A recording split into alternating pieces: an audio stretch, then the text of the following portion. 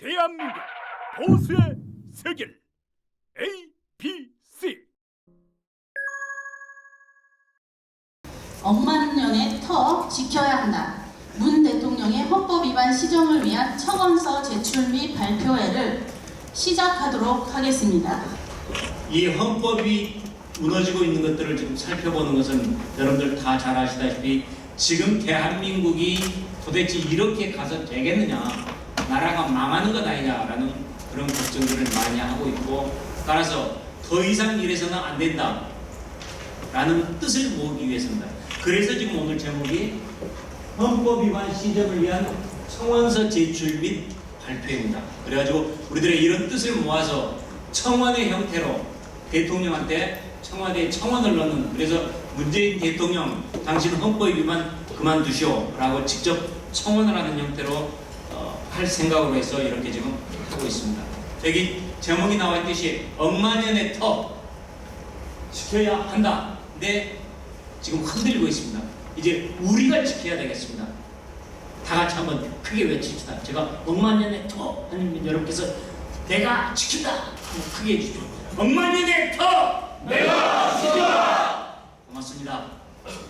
흔히 우리 사람이 뭐 좀 잘못되면 기본이 안 됐다라고 말을 하지 않습니까? 바로 그 기본이 얼마만큼 중요한지는 이 헌법에 다 담겨 있는 것이고, 그 정신이 바로 우리들이 앞으로 챙기고 지켜 나가야 할 사항이라고 생각합니다. 구체적인 내용들 이제 조금 이따 또 쭉 말씀해 주실 텐데, 그 내용들을 들으면서 우리들이 여러 사람들에게 대한민국 헌법 이런 어그러지고 있는 이런 상황들을 잘 말씀 전파해서 대한민국이 하루빨리 바로 서도록 최선을 다해서 노력하도록 합시다.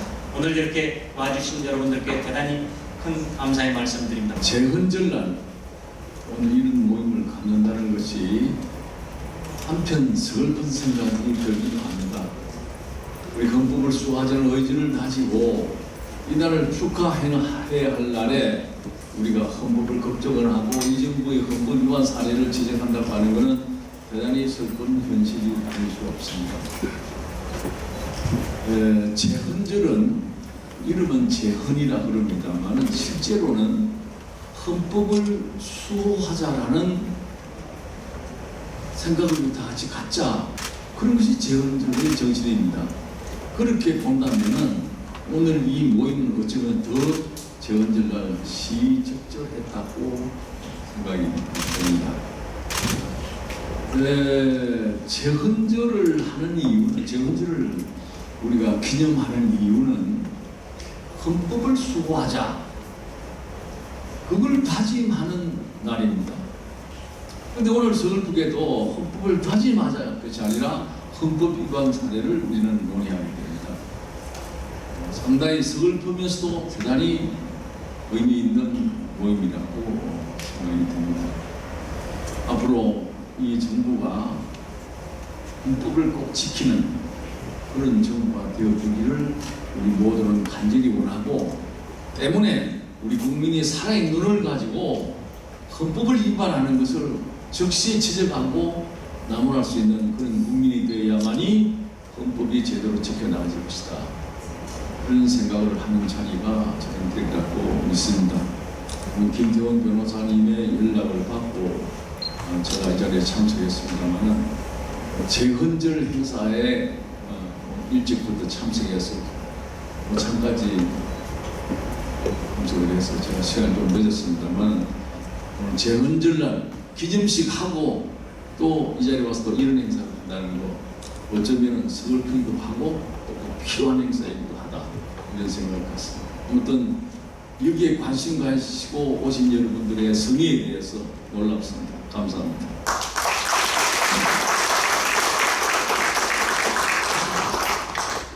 의원님들의 그 마음을 그대로 담아서 제가 말씀을 좀 올리겠습니다. 앞서서 이제 오늘 재헌절 의미를 다 말씀을 주셨습니다.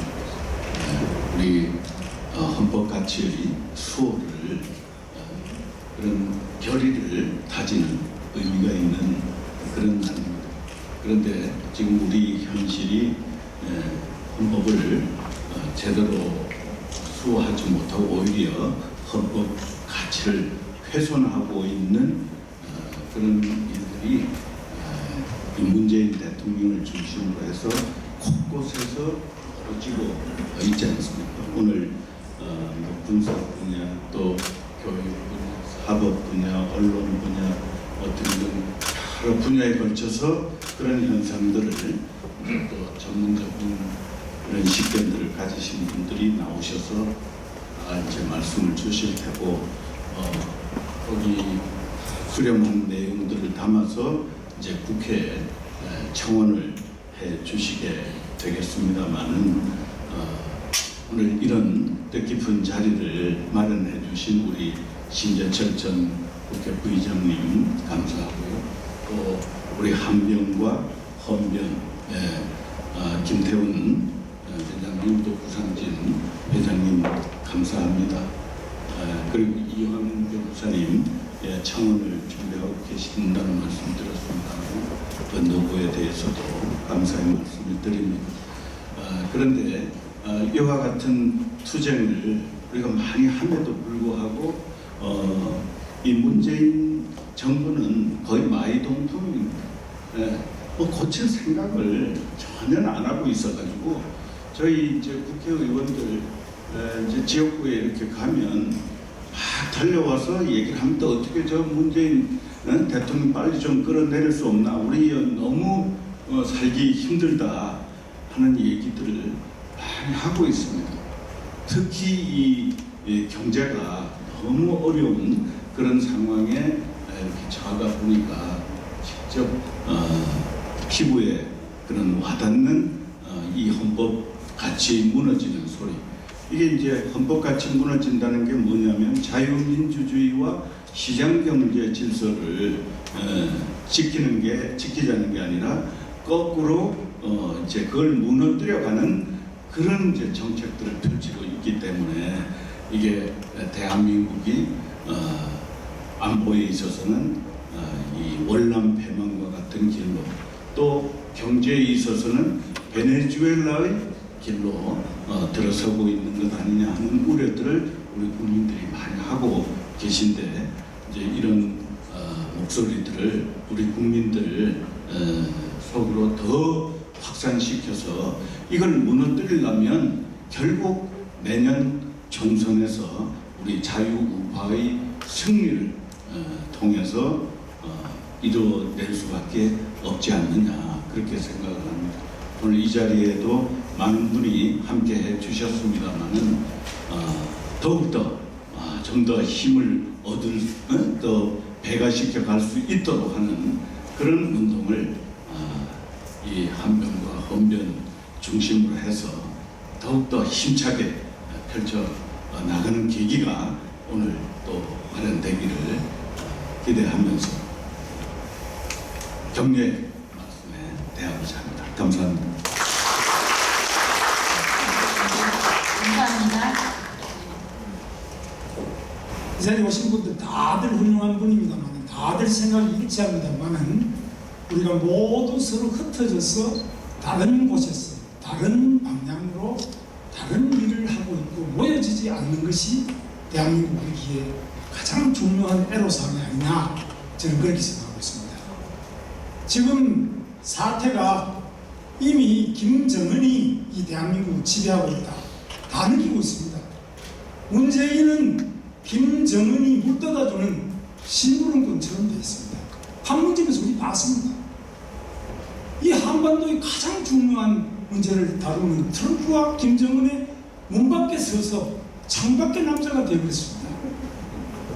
이 방 빌려주고 돈도 못 받고 살 갖다 주고 돈 갖다 주고 이런 처지가 됐는데, 이 나라 대한민국을 걱정하는 우리 모두 뭘 하고 있느냐, 제 자신부터. 저는 남을 말하는 것이 아니라 제 자신이 너무나 부끄럽고 한심합니다. 지금 목숨을 바쳐서 싸워도 우리가 지금 될까 말까 이런 형편에 핵폭탄을 가진 김정은이 인직이 되어서 대한민국은 사라지고 대한민국 대통령은 김정은의 수석 대변인이라고 전 세계가 조롱하는 이 우리 대한민국 살고 있는 우리 국회의원님들,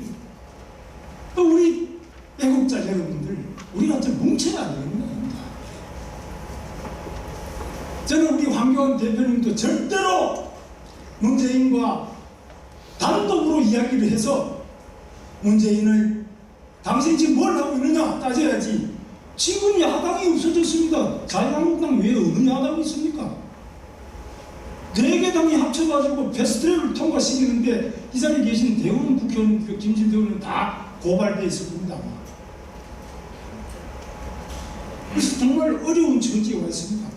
이 어려운 처지에서 저는 가장 걱정하는 것이 내년 선거. 거기에서 저 사람들이 연동형 비례대표제를 통과시키고 3분의 2 이상을 확보해서 개헌을 하는데 그 개헌이 주사파 개헌 반드시 그 방향으로 간다. 지난번에 우리가 막았습니다. 주사파 개헌하려고 하는 걸 막았는데 그보다 더한 주사파 개헌을 지금 하지 않겠느냐. 이게 누가 막느냐. 막으려면 자유한국당부터 달라지고 정신을 차려야 되는데 지금 하는 짓이 이게 뭡니까 이거. 그냥 앉아가지고 그냥 뭘 지금 하고 있느냐 이거죠. 저는 투쟁의 현장에 자유한국당 국회의원들이 가서 격려해야 된다고 봅니다. 그게 뭐 무슨 당이든지 간에 무슨 특별히 문재인과 김동연하고 맞서 싸우는 그 장소에 반드시 우리 자유한국당 국회의원이 가야 됩니다. 저는 감옥에 있을 때 저는 당임도 아니었습니다만은 김영삼, 김대중 그분들이 모두 제가 있는 광주교도소, 목포교도소까지 자기 국회의원들 보내서 면회를 하고 영치금을 넣고 격려하면서 반드시 석방될 것이라고 하는 격려를 듣고 저는 사기 백배했습니다. 고통받고 억압받고 절망하는 그 현장에 우리 자유한국당 국회의원들 가셔야 안 되는 말이죠. 뭐하는 말이지? 조금만 나가라는 막말이라고 그러고 무슨 막말입니까? 박근혜가 딸이 정유라는 것이 막말입니까? 그게 막말이지. 박정희, 최순실이가 외국에 스위스은행 같은데 400조나 숨겨놨다는 그게 막말이지. 대한민국 재헌국회 의장이고 대한민국을 건국한 이승만 대통령 국민묘지 묘소를 파헤치자는 이 도김영호의 이 극단적인 망언에 대해서 아무도 싸우지도 않고 아무도 말하지도 않고 이것을 제대로 발의도 하고 처벌 하지 못하는 대한민국 국회가 뭐 하는 거예요? 저 자신도 뭐 하는 거예요? 저는 그래서 정말 오늘 우리 자유한국당 국회의원들한테 말씀드리는데 다음 공천받는 게 중요한 게 아니다고 저는 생각합니다.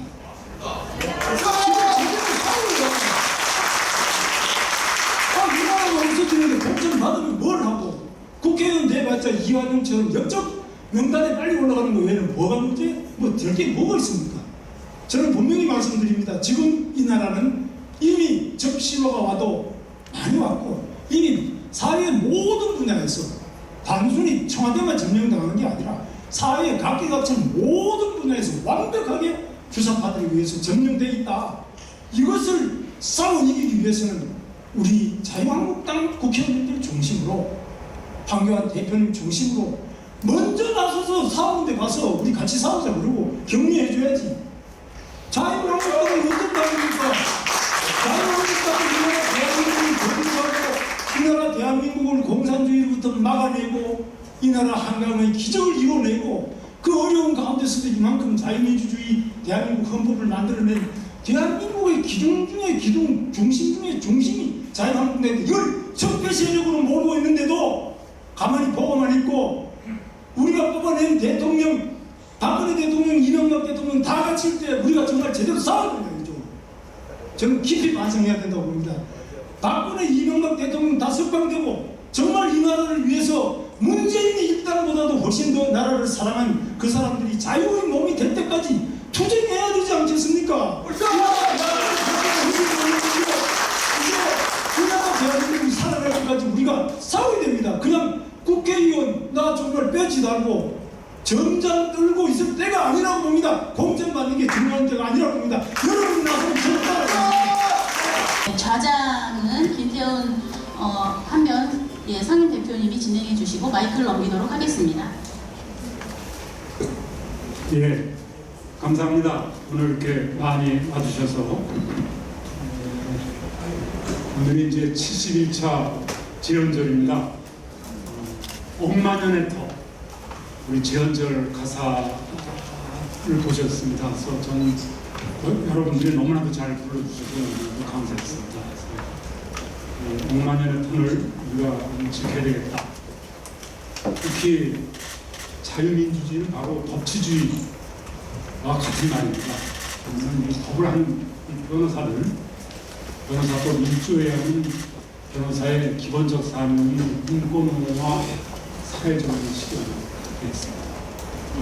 가장 기본법인 헌법을 이 변호사들이 앞장서서 지적하고 잘못을 바로잡을 노력을 하지 않는다면 우리 변호사들의 실제로 반성적인 고려에서 오늘 이 자리를 마련해드리겠습니다. 그럼 이제 토론으로 발표로 들어가겠는데요.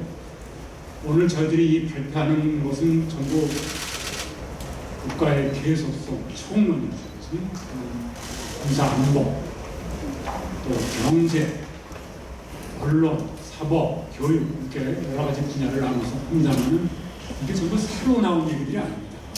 이미 문재인 정권, 문재인 대통령이 취임한 2년이 넘도록 축적된 모든 국민들이, 모든 법조인들이 공통적으로 지적하고 있는 것을 저희들은 분석해서 정리해서 법조인의 입으로 이것은 법치주의에 어긋난다 라는 말을 하는 그런 자입니다. 그래서 오늘 각계 우리 한변, 호안변 또 여러 변호사 단체 변호사님들이 분야로 나눠서 이렇게 정리해 주셨어요.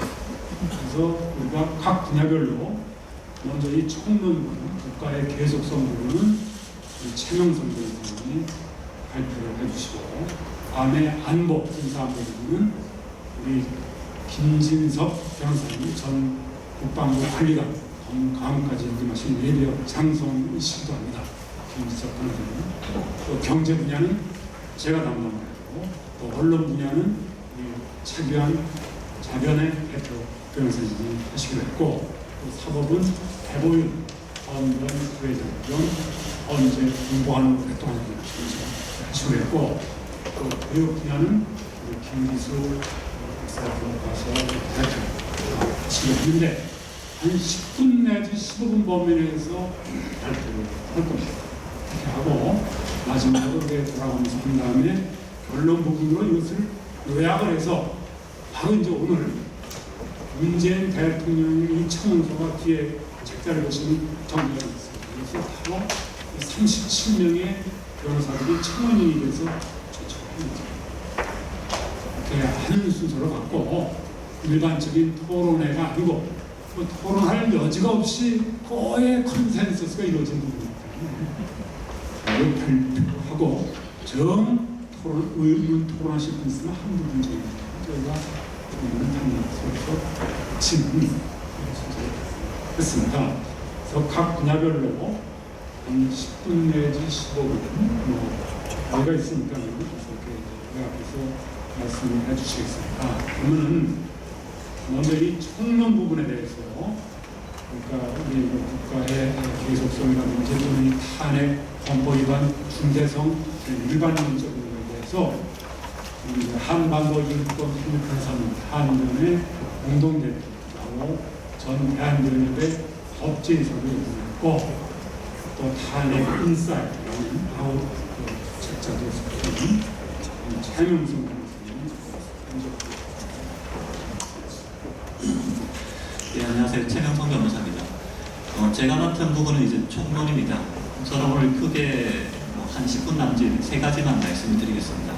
첫째는 지난 박근혜 전 대통령 탄핵 사유와 비교할 때 이번 문재인 대통령의 헌법 위반 사유가 얼마나 심각한지, 둘째로는 통진당 해산 판결, 그리고 셋째로는 그 판결에 비추어, 그리고 현재 문재인 대통령이 하고 있는 여러 가지 행태에 비추어서 이게 국가의 계속성을 얼마나 침해하고 있는지 이 3가지를 간단하게 설명드리겠습니다. 첫째로 현 정권의 탄핵 사유가 얼마나 심각한지에 대해서 우선 말씀을 드리겠습니다. 이 자리에 저는 지난 박근혜 전 대통령에 대한 탄핵은 당연히 부당하다고 보지만, 오늘은 이제 그 문제는 논외로 하고 헌법재판소가 2017년도에 인정한 탄핵 사유를 기초로 판단할 때 현 정권의 헌법 위반 사유가 얼마나 심각한지 우선 말씀드리겠습니다. 헌법 제65조에 따른 탄핵이 인정되기 위해서는 직무집행이 헌법이나 법률을 위반해야 되고 그 위반이 중대해야 됩니다. 그리고 이에 더해서 헌법재판소는 헌법 수호 의지도 고려하고 있습니다. 지난 박근혜 전 대통령 탄핵 사유는 크게 4가지입니다.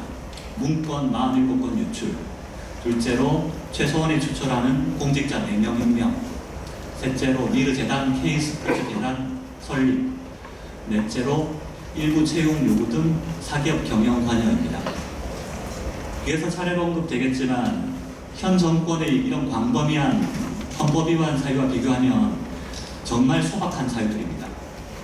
다시 한번 돌이켜 보시기 바랍니다. 이렇게 문건 47건 유출하고 공직자 4명 임명하고 재단 설립하고 이런 사유들 가지고 사실 탄핵이 된 겁니다. 아울러 당시 헌재는 박근혜 전 대통령이 검찰 특검에 불응했다는 이유로 헌법 수호 의지가 분명히 드러나지 않는다고 했습니다. 헌법 수호 의지가 없다고 한 것이 아니라 분명히 드러나지 않는다고 결정문에 적시를 했습니다. 가사 이를 인정한다 하더라도 이건 소극 형태의 회피이기에 불과하죠. 대한민국의 헌법과 법치를 적극적으로 파괴하는 현 정권의 행태와는 비교 자체가 되지 않습니다.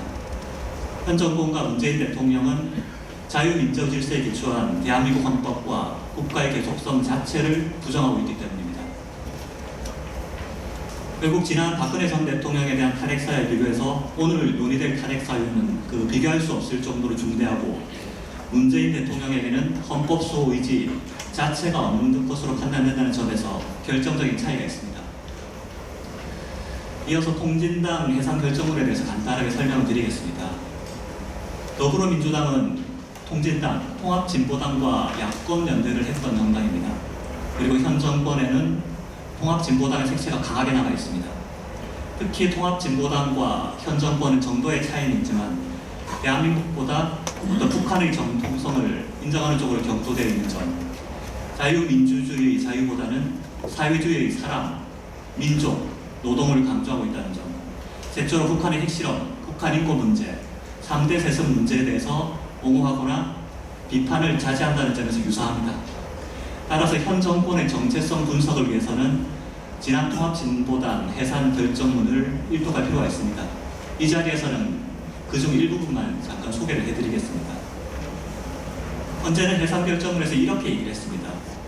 북한은 대한민국에 대해서 실제적인 무력 도발 행위까지 서슴지 않고 있다. 휴전 이후에도 미얀마 아웅산 유력 테러 사건, 대한항공기 폭파 사건 등 끊임없이 무력 도발을 해왔다. 2016년 10월 핵실험과 장거리 미사일 발사 실험을 계속하면서 한반도의 전쟁 위기를 고조시키고 있다. 제1, 2차 연평해전, 천안함 폭침, 연평도 포격 등 최근까지 대한민국을 향한 무력 도발을 지속적으로 감행하고 있다. 또 현재 대한민국은 북한이라는 현실적인 적의 공격 대상이고 체제 전복 시도가 상시적으로 존재하는 상황이다 라고 했습니다. 그리고 헌재는 당시 통합진보당 주도 세력에 대해서 이렇게 얘기했습니다. 그들은 북한식 사회주의 실현을 민주혁명의 과학으로 둘러가라고 그런 용어 전술, 속임수 전술을 쓰고 있다. 우익 대 좌익의 싸움을 민족, 민주, 민중 대 반민족, 반민주, 반민족으로 평화 대 전쟁, 통일 대 반통일, 화해 대 분열로 포장한다. 그들은 대중투쟁의 일환으로 한미 FTA 무효화, 제주 해군기지 전면 재검토, 국가보안법 폐지 등 각종 사회적 이슈에 참여했고 북한의 핵실험, 북한 인권 문제와 3대 세습 문제에 대해서 일관되게 북한의 입장을 옹호하고 있고 천안함 사건, 연평도 포격 등에 관해서도 오히려 그 책임을 대한민국 정부에 돌리고 있다. 또 애국가를 부정하거나 태극기를 개항하지 않는 등의 행태는 대한민국의 정통성을 부정하는 또 다른 모습이다. 이게 헌재가 결정문에 그렇게 적시한 내용입니다.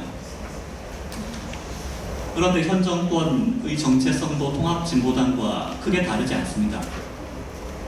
우리 헌법상 대한민국은 한반도 유일의 합법정부입니다. 북한은 자유민주적 기본질서에 따라 입각한 평화통일의 대상일 뿐입니다.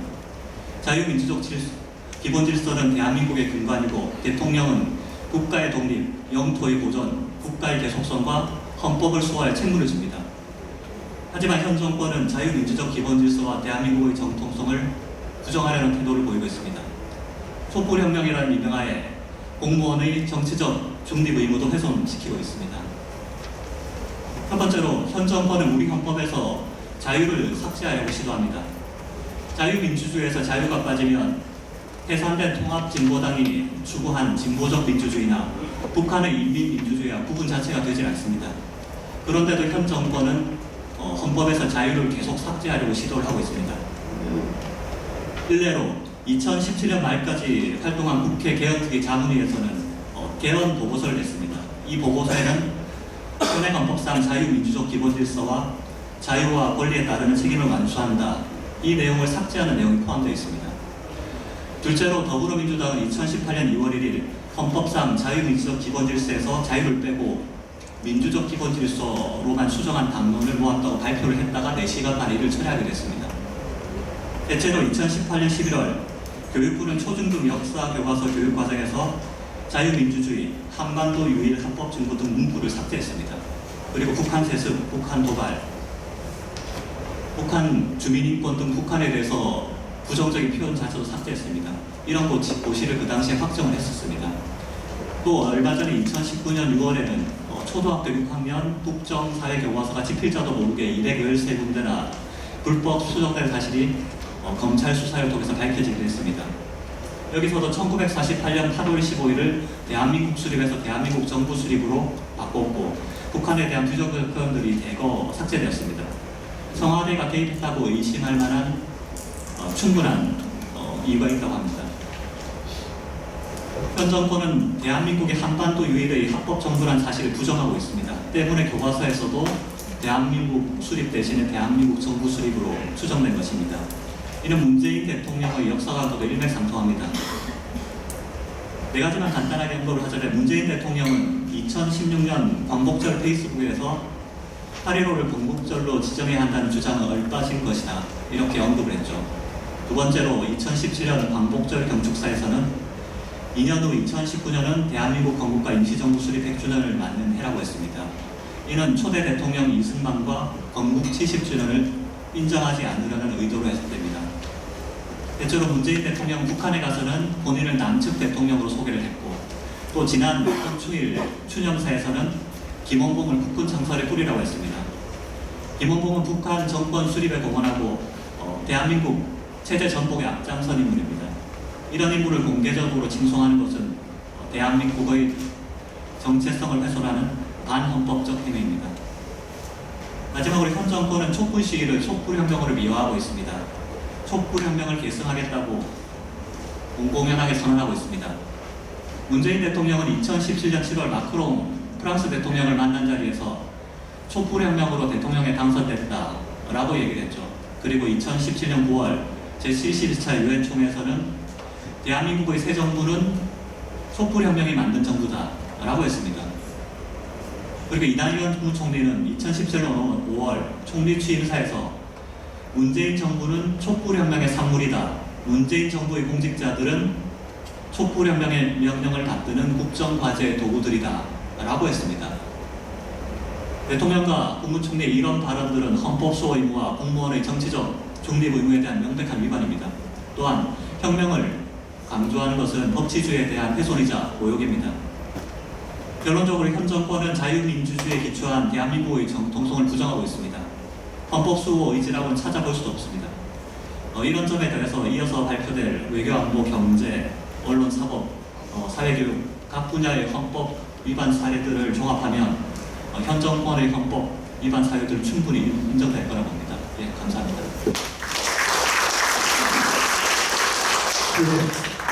최명성 변호사님, 예, 감사합니다. 다음에는 이 책자 13조 이하에 있습니다. 제2장 군사안보 국가의 정체성 훼손과 군사 대비태세 태만에 대해서 김진석 변호사님께서 10분 동안 발표를 해주시겠습니다.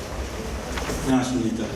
저는 군 복무관으로 생활하다가 2000년대 전역하고 현재는 대한민국 소예비역 장성단의 운영위원으로 활동하고 있는 김진섭 변호사입니다. 제가 말씀드릴 내용은 현 정부의 서운 행정, 서운 국가유공자에 대한 서운 행정의 의연성하고 또 대통령이 국군 통수권자인데 통수권자의 헌법상 책무 위반의 점에 대해서 요약해서 말씀드리겠습니다. 서운 행정에서 가장 중요한 것은 자유민주적 기본 질서라는 가치입니다. 그래서 우리나라 헌법 제4조에 보면은 대한민국은 통일을 지향하며 자유민주적 기본 질서에 입각한 평화적 통일 정책을 수립하고 이를 추진한다라고 통일 정책을 규정하고 있습니다. 북한이 반국가 단체라는 것은 대법원이나 헌법재판소에서 인정하고 있듯이 북한은 우리의 주적 국가 중 하나입니다. 여러분들은 특수한 분야이기 때문에 좀 생소하겠지만 독립유공자에 관한 법률 제4조에 보면은 이런 조항이 있습니다. 독립유공자를 순국선열하고 애국지사로 나누고 있습니다. 순국선열이라는 것은 1910년 한일합방 전후에서부터 1945년 8월 14일까지 해방 직전까지 일제에 항거하다가 순직하신 분을 순국선열이라고 해서 우리 독립유공자로 모시고 있고, 같은 기간에 항일 운동을 하고 나서 해방 후에 생존해 계시던 분 중에서 애국지사로 모시는 분들이 있습니다. 순국선열이나 애국지사 모두 국가에서 부여하는 상원법상 건국훈장, 건국포장, 대통령 표창을 받아야 독립유공자로서 예우를 받게 되는 겁니다. 거기에서 지금 요즘 문제가 되고 있는 것은 애국지사에 대한 문제인데, 일제시대 때 항일운동을 했다 하더라도 해방 후에 대한민국 건국에 적극적으로 기여한 공로로 인해서 건국훈장을 받지 못하면은 애국지사가 될 수 없는 겁니다. 그 부류 중에는 해방 후 남로당으로 활동을 했다든지 또는 월북을 했다든지 이런 사람들은 애국지사로서의 자격이 없어서 독립유공자가 될 수 없는 거죠. 그래서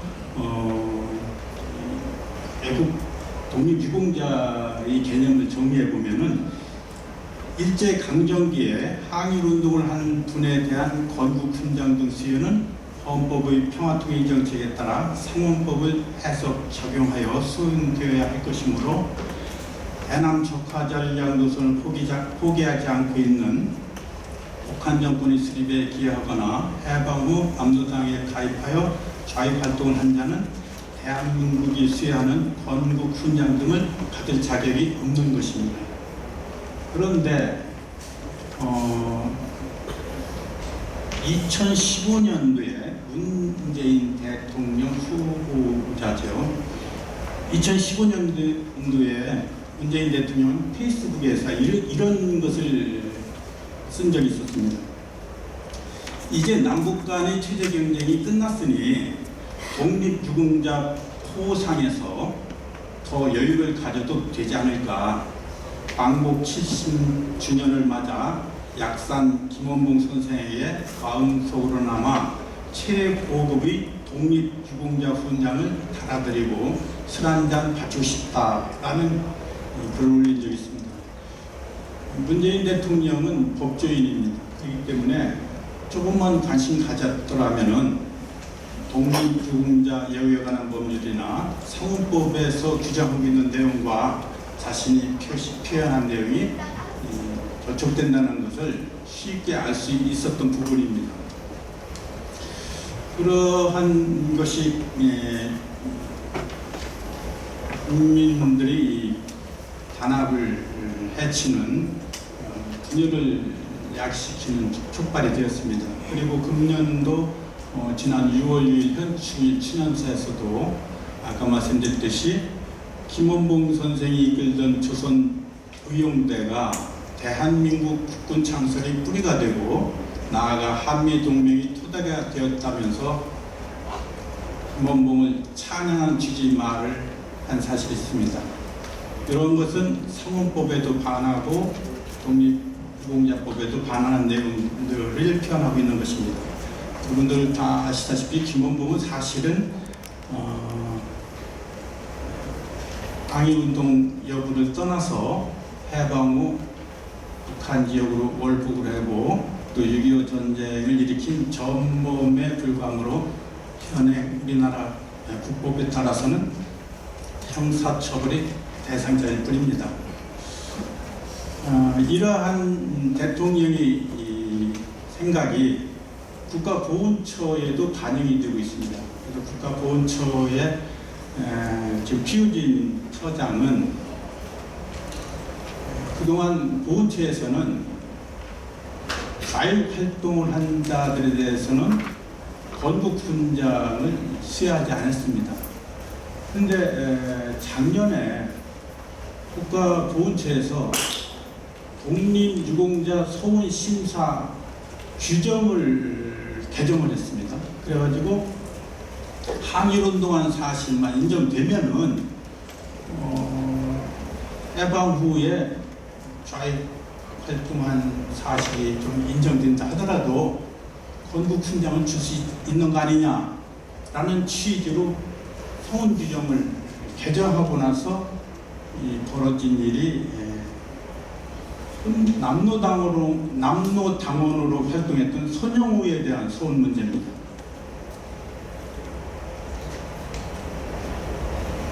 국가보훈처장이 건국훈장 서운을 했고 또 그 서운 추천을 했고 서운 추천을 받은 대통령은 또 작년 8월 15일 날 광복절 기념식장에서 손영우에 대해서 건국훈장 애국장을 또 수여했습니다. 지금 피우진 보훈처장이 손영우에 대해서 건국훈장 소원을 추천한 것은 본인은 소원 규정을 개정된 규정에 따라서 소원했기 때문에 문제가 없다라는 취지로 변명을 하고 있는데 그 이전에 상원법에는 저촉되는 겁니다. 따라서 피우진 처장이 소원 심사 기준에 합당한다는 취지로 발언하는 것은 상원법에 반하는 위법 행위를 말하고 있는 것입니다. 요즘 그러한 이전의 이 현상이 우리가 그 독립유공자 건국훈장을 수여받으면은 이러한 것은 일반 국민들에게 다 알려서 귀감이 될 수 있도록 공개를 해야 되는데 지금 손영우에 대한 건국훈장 공적 사실이 지금 공개를 안 되고 있습니다. 이러한 현상 자체가 그 절차상 위법 행위를 자인하고 있는 것이 아닌가. 어떻다면은 자랑스럽게 자기 공적 사항을 공개를 해서 일반 국민들로 하여금 규감으로 삼도록 해야 되는데 지금 보훈처장은 그런 공개를 지금 거부하고 있는 사태입니다. 그리고 지금 피우진 보훈처장은 금년도 2019년도 업무보고에서 그동안 좌익 활동으로 인해서 건국훈장 등 소원심사 대상자에서 뺐던 298명에 대해서도 앞으로 소원심사를 하겠다라고 좀 계획을 하고 있습니다. 그동안 해방 후 좌익 활동을 했던 자에 대해서 건국훈 보장을 수여하지 않은 것은 상원법에 규정하고 있기 때문에 소원이 이루어지지 않았던 것인데 지금 피우진 보훈처장은 그런 것을 다 그 하위 규정에 포함시켜서 다 소원을 추진하겠다는 건데, 이러한 가입 활동자에 대한 독립유공자 소원 추진 행위는 용공적인 위법 행위라고도 생각할 수 있습니다. 우리 자유 대한민국에서 공산주의자를 용인해서 훈장을 수여할 수는 없는 거 아닙니까? 정초나 특정한 날에는 우리가 국립묘지를 참배합니다.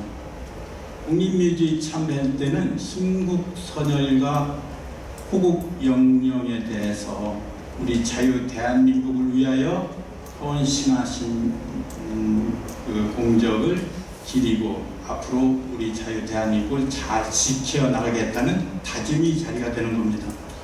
그러한 국립현충원에 자유 대한민국의 건국을 방해한 공산주의자들이 안장되어서는 안 되는 것입니다. 따라서 국가보훈처에서 실시했던 손영우의 건국훈장은 반드시 취소되어야 할 것입니다. 그리고 좌익 활동자에 대한 소원 계획도 중지하고 피우진 보훈처장은 해임되어야 마땅합니다. 다음 헌법 제74조에 보면 국군 대통령 국군 통수권자로서 군사 대비 태세를 강화해야 될 의무가 있습니다. 대통령이 이러한 국가의 독립과 영토의 보존, 국가의 계속성의 의무를 위반할 경우에는 탄핵 소추 사유도 되고 또 그 행위가 내란 외환이 해당될 경우에는 형사상 특권도 배제되는 것입니다. 현재 북한의 대남 적화 야욕은 변치 않고 있습니다.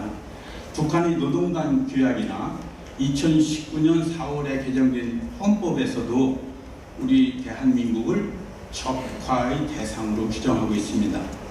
현재 북한에는 미국 랜드 연구소가 발표한 2019년도 본 보고서에 보면은 핵이 15개에서 60개가 있다는 겁니다. 핵무기가. 그리고 북한이 비핵화를 위해서 미국과 북한이 비핵화 협상을 지금 진행하고 있는데, 북한이 정말 비핵화 의지가 있다면은 북한 헌법과 또 북한의 법률 중에 자위적 핵 보유 지휘법이라는 게 있는데, 핵을 보유하겠다는 법률이 있습니다. 적어도 이 법적 근거는 폐기해야 진정으로 핵 보유 의사가 없다는 것이 표현된다고 하겠습니다. 현재 북한은 핵만 15에서 60개 갖고 있는 것이 아니라 이 투발 수단으로서 화성 15호라는 ICBM을 보유하고 있습니다. 주한미군에서 2019년도 전력 다이제스트에 발표된 내용에 의하면 화성 15호는 미국 본토 전역을 타격할 수 있는 능력을 갖췄다고 하고 있습니다. 그리고 지난 5월 달에는 북한판 이스칸데르 미사일도 개발한 상태입니다. 따라서 이스칸데르 미사일은 또 최대 사거리가 800km나 되기 때문에 한반도 전역을 타격할 수 있는 무기입니다. 이렇게 북한이 핵무기를 보유하고 있는데, 이러한 핵무기를 보유한 북한에 대해서 우리나라가 대응할 수 있는 방법은 결국은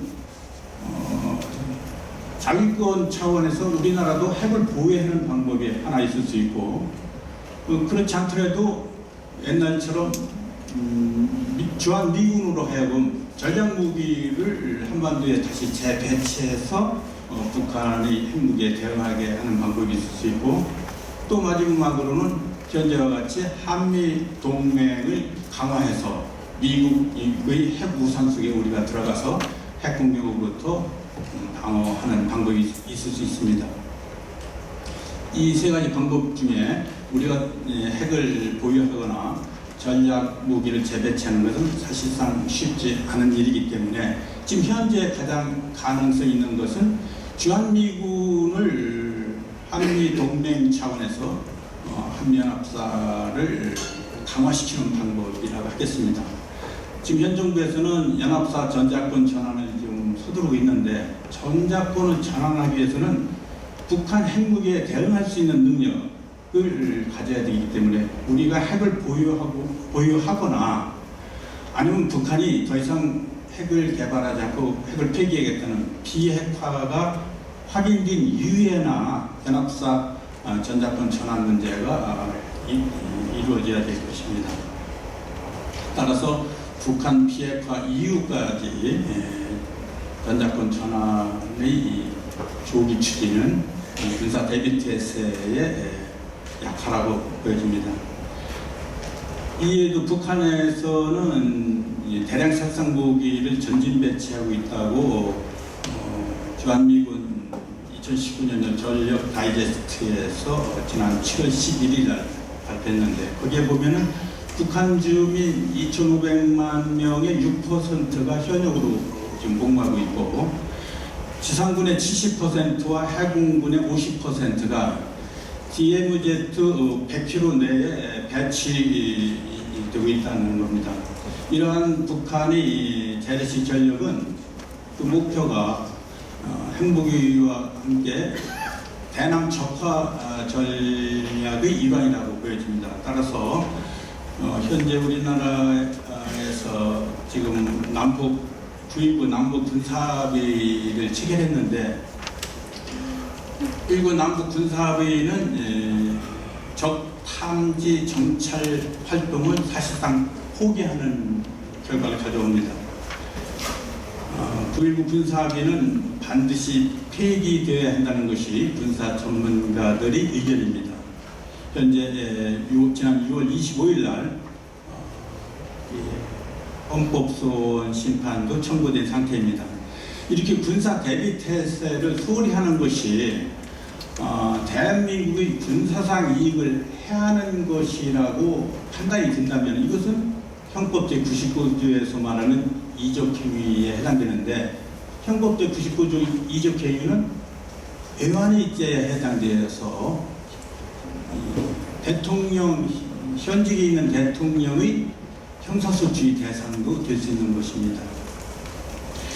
북한의 비핵화 의지가 없다는 것은 너무나 다 아는 사실이니까, 우리가 북한의 대량 살상무기 전진 배치에 대응할 수 있는 철저한 대비태세 일환으로 우선 급선무로 9.19 군사 합의서 폐기가 이루어져야 할 것입니다. 이상 간단히 발표를 마치겠습니다. 다음에는 경제 분야에 대해서 김태원 변호사님 제가 발표를 하겠습니다. 이 분야가 상당히 넓지만 그래서 요점별로만 말씀을 드리겠습니다. 우선 이 현재 문재인 정권은 이 반헌법적인 시장 통제로 인해서 이루어지고 있다.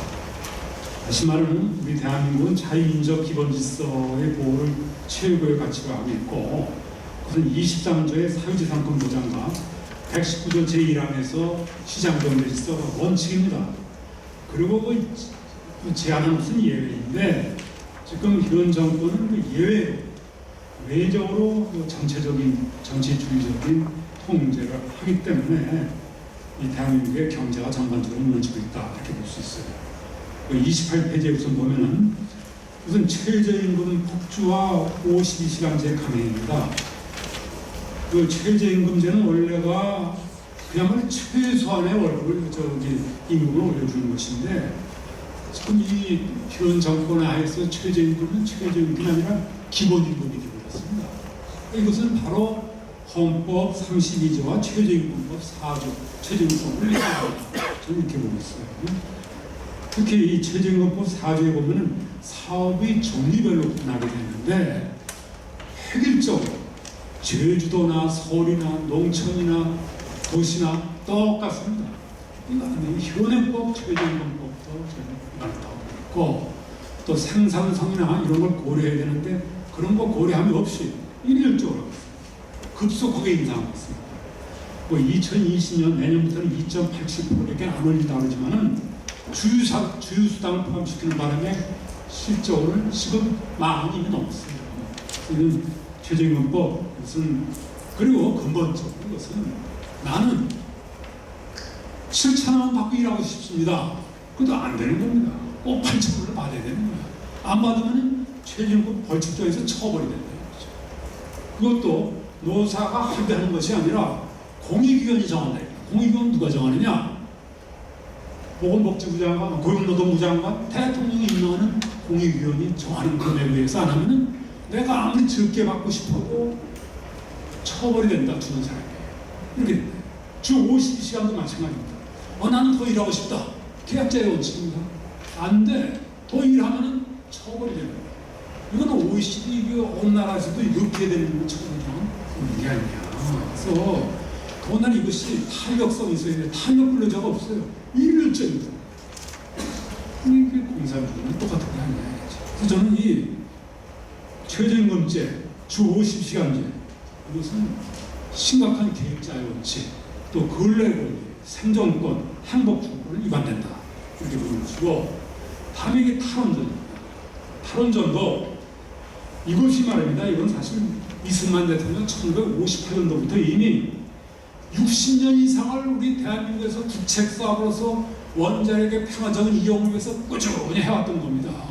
이걸 5년 임기 대통령이 나타나가지고 60년 동안 해왔던 걸 일거에 2017년 6월에 탈원전 선언 한마디 합니다. 근데 그 탈원전 선언 자체도 오리투성이에요. 일본의 후쿠시마, 이 쓰나미, 지진 때문에 그런 게 아닙니다. 쓰나미, 지진 때문에 이렇게 했다. 그렇게 얘기를 하는 것이고, 또 원자력 관서 이것이 수령이 닿은 것이 세월호와 똑같다. 전혀 맞지 않는 비유입니다. 근본적인 출발이 잘못됩니다. 2010년 일방적으로 탈원전 선언한 다음에 밀어붙이고 있어요. 법치 행정이 위반됩니다. 그동안에 우리가 이미 2008년부터 에너지 기본 계획에 해가지고 전기사업법, 저탄소 녹색 성장 기본법, 에너지 기본법, 원자력 안전법 등등 여러 가지 법률에서 공청회를 거쳐가지고 차곡차곡 스텝 바이 스텝으로 법치 행정 절차에서 밟은 원자력 발전소 건설인데 일거에 이걸 갖다가 신규 원전 건설 백지화, 건설 중인 중단, 건설 중단 이런 행위가 없습니다. 이것은 어디까지나 법적으로 해야 되는 것 같다가 법도 없이 탈원전 선언을 하는 것이기 때문에 저쪽에서 들고 있는 뭐 공론화위원회 법적 근거가 없고요. 국무총리 령으로 이렇게 할 수가 있는 겁니다. 안 되는 겁니다. 대만에서는 이 사람이 할 때 법을 바꿨어요. 그것도 국민투표에서 안 되니까 취소해버렸습니다. 우리는 법도 없이 이렇게 일어납니다. 이건 근본적인 법치 행정에 전적으로 위반된다. 이렇게 하는 겁니다. 다음에 민노총입니다. 이게 현재 말이지 산업 현장에서 지금 공장이 철수하고 기업이 많이 더 좋다. 완전히 막합하신 민노총이 지금 파업이 일어나고 있습니다. 백주의 회사에서 행패를 부려도 경찰을 두들겨 패도 공공기관을 무단 점거해도 민노총 머리띠만 두르면 검찰, 경찰, 지네도 수사권 도덕만 얘기하지 얼마나 있어요. 대한민국은 민노총 공화국이 됐습니다. 법 위에 군림하고 있어요. 지금 이 경제가 지금 극도로 위축되고 있는데 오로지 민노총만 세력이 이렇게 확장되고 있습니다. 통계하면 매일 35건의 민노총 집회가 이슬람에 열리고 있다는 거죠. 무소불이에요. 무소불이. 잘 아시다시피 현대 중공업, 대우중공업이 인수상품 그것도 막았죠. 바로 며칠 전에 4월 3일 이 국회까지도 철문 다 때려부수고 막 들어오고. 그리고 구속대가 적부심은 또 왜 해준지 모르겠는데 적부심 되자마자 말이지 6일 만에 나와서 또 바로 김명한 위원장 선동하고 있어요. 이게 도대체가 대검찰청을 점령했던 검찰총장이 무수해서 뒷문으로 들여오는 거예요. 현재 그래서 이와 같이 민노총 정부의 폭력면을 가진 집단처럼 활기를 치고 있는 것은 문재인 정권의 강력한 지지 세력에서 행동대로서 처벌을 받지 않는다. 이렇게 생각하기 때문입니다. 실제로 이 민노총 만행에서 문재인 대통령 한마디 얘기한 적이 없습니다. 지난 2018년 11월 경산호에 출범해 쭉 참석한 저는 민노총이 안 나왔거든요. 비판을커녕 민노총은 그동안 사회적 대화에 대한 의지와 진정성을 보여줬다. 민노총의 빈자리가 아쉽다. 이런 비맞추는 소리를 했습니다. 반면에 문재인 대통령 여러 차례 거쳐서 방산비리 척결 수사해라, 박찬주 육군대장 부부 갑질 의혹 수사해라, 강원랜드 채용비리 수사 그거 해라, 세월호 유적사찰 촛불 집회 계엄령 문건 수사해라, 장자연 김학의 번인선 사건 수사해라, 이 광화문에 우리 공화당이 천억 왜 경찰 위원장으로 대장에 수사해라, 이렇게 했습니다. 민노총은 한번 얘기도 안 하고 있어요. 현재 민노총이 보여주고 있는 사회질서 파괴, 공권력 무력화, 사업체 지배 등의 행동 방식은 법치 파괴 수준을 넘어 국가 질서의 기초 자체를 위협하는 수준에 이르렀습니다. 대통령은 헌법을 준수하고 수할 참고했을 뿐만 아니라 국민 모두에 대한 법치와 준법의 상징적 존재예요. 이건 헌법재판소도 얘기합니다. 그럼에도 불구하고 민노총의 일상적인 불법에서 수수 방관하고 침묵하는 건 형법상의 직무유기 내지 헌법 수사 파괴를 부작위로 방조하는 것에 해당되므로 헌법 수호 의지가 없는 것으로서 탄핵사에 해당할 수 있다라는 것입니다. 다음 분 정부의 반헌법적 경영기, 그 조양호 대한항공 이걸 갖다가 국민연구에서 스튜어디스 코드 적극 행사가지고 연말을 부결시켜버렸습니다. 이거는 경영권 침해입니다. 그래서 이미 옛날에 그 전두환 대통령 때도 이런 것에서 국제그룹 해체한 것이 헌법재판소의 위헌으로 판명된 적이 있습니다. 한유총 이 사설권 완전히 침해하고 있습니다. 왜 여기에 대해서 사립교육법을 갖다가 적용을 해가지고 그것도 항의한다고 취소해버렸어요. 엄격한 사설권 침해와 결사에 대한 침해입니다. 그 밖에도 4대 강보를 해체한다고 이게 10년 동안 이 4대 강보가 이것이 과연 이것이 잘못됐다는 것을 누구보다 누가 아느냐? 지역 주민이 제일 잘 알아요. 지역 주민들이 이것이 있어야 된다고 하는데 도둑 이걸 해체를 해야 됩니다. 세상에 이런 거 없어요. 이건 완전히 법치 행정을 위반하는 거고 국가 기관 질서를 파괴하는 것이다. 이렇게 그래서 이 경제 이 밖에도 무수하게 많지만 요약해서 그 정도까지만 해서 경제 발표 마치도록 하겠습니다. 다음에는 언론 사장 책자에 보면 45쪽에 있습니다. 문재인 정권의 언론 장악과 표현의 자유 탄압에 대해서 우리 자유통일 변호사님 발표 계시는 차기현 변호사님이 발표. 예, 안녕하십니까. 문재인 정권 구조조 만남에 제가 2년 몇 개월밖에 안 지났다고 하는데 10년 지난 것 같습니다. 그래서 아주 그걸 바라고 또 3년 동안 어떻게 버티느냐 싶네요. 지금 문재인 정권의 특징은 자기들이 이른바 촛불 혁명이라는 걸 했다. 그래서 적폐청산이라는 걸 내걸고 기존 질서를 해체하는 데 지금 주력하고 있습니다. 그러다 보니까 지금 우리 주방장님 말대로 기존의 헌법 질서하고 충돌되는 부분이 많이 생겼죠. 언론이 지금 보면은 뭐 거의 문제 청가를 두고 있는데 보면서 언론 자유에 많이 우리가 우익 진영의 시민들이나 정치인들 볼 때는 언론 자유가 굉장히 제한되고 핍박받고 있다 이렇게 지금 피부로 느끼고 있습니다. 그런데 이제 그런 이야기를 하면 항상 나오는 게 국기는 없는 기자회에서 발표한 뭐 언론 자유수라고 하는 게 있는데 그게 박근혜 때는 추락했다가 지금은 상당히 올라왔다. 문재인 정부 첫 해는 63위, 지금 2018년에 43위 급상승했기 때문에 박근혜 정권 때보다 훨씬 언론의 자유가 좋다.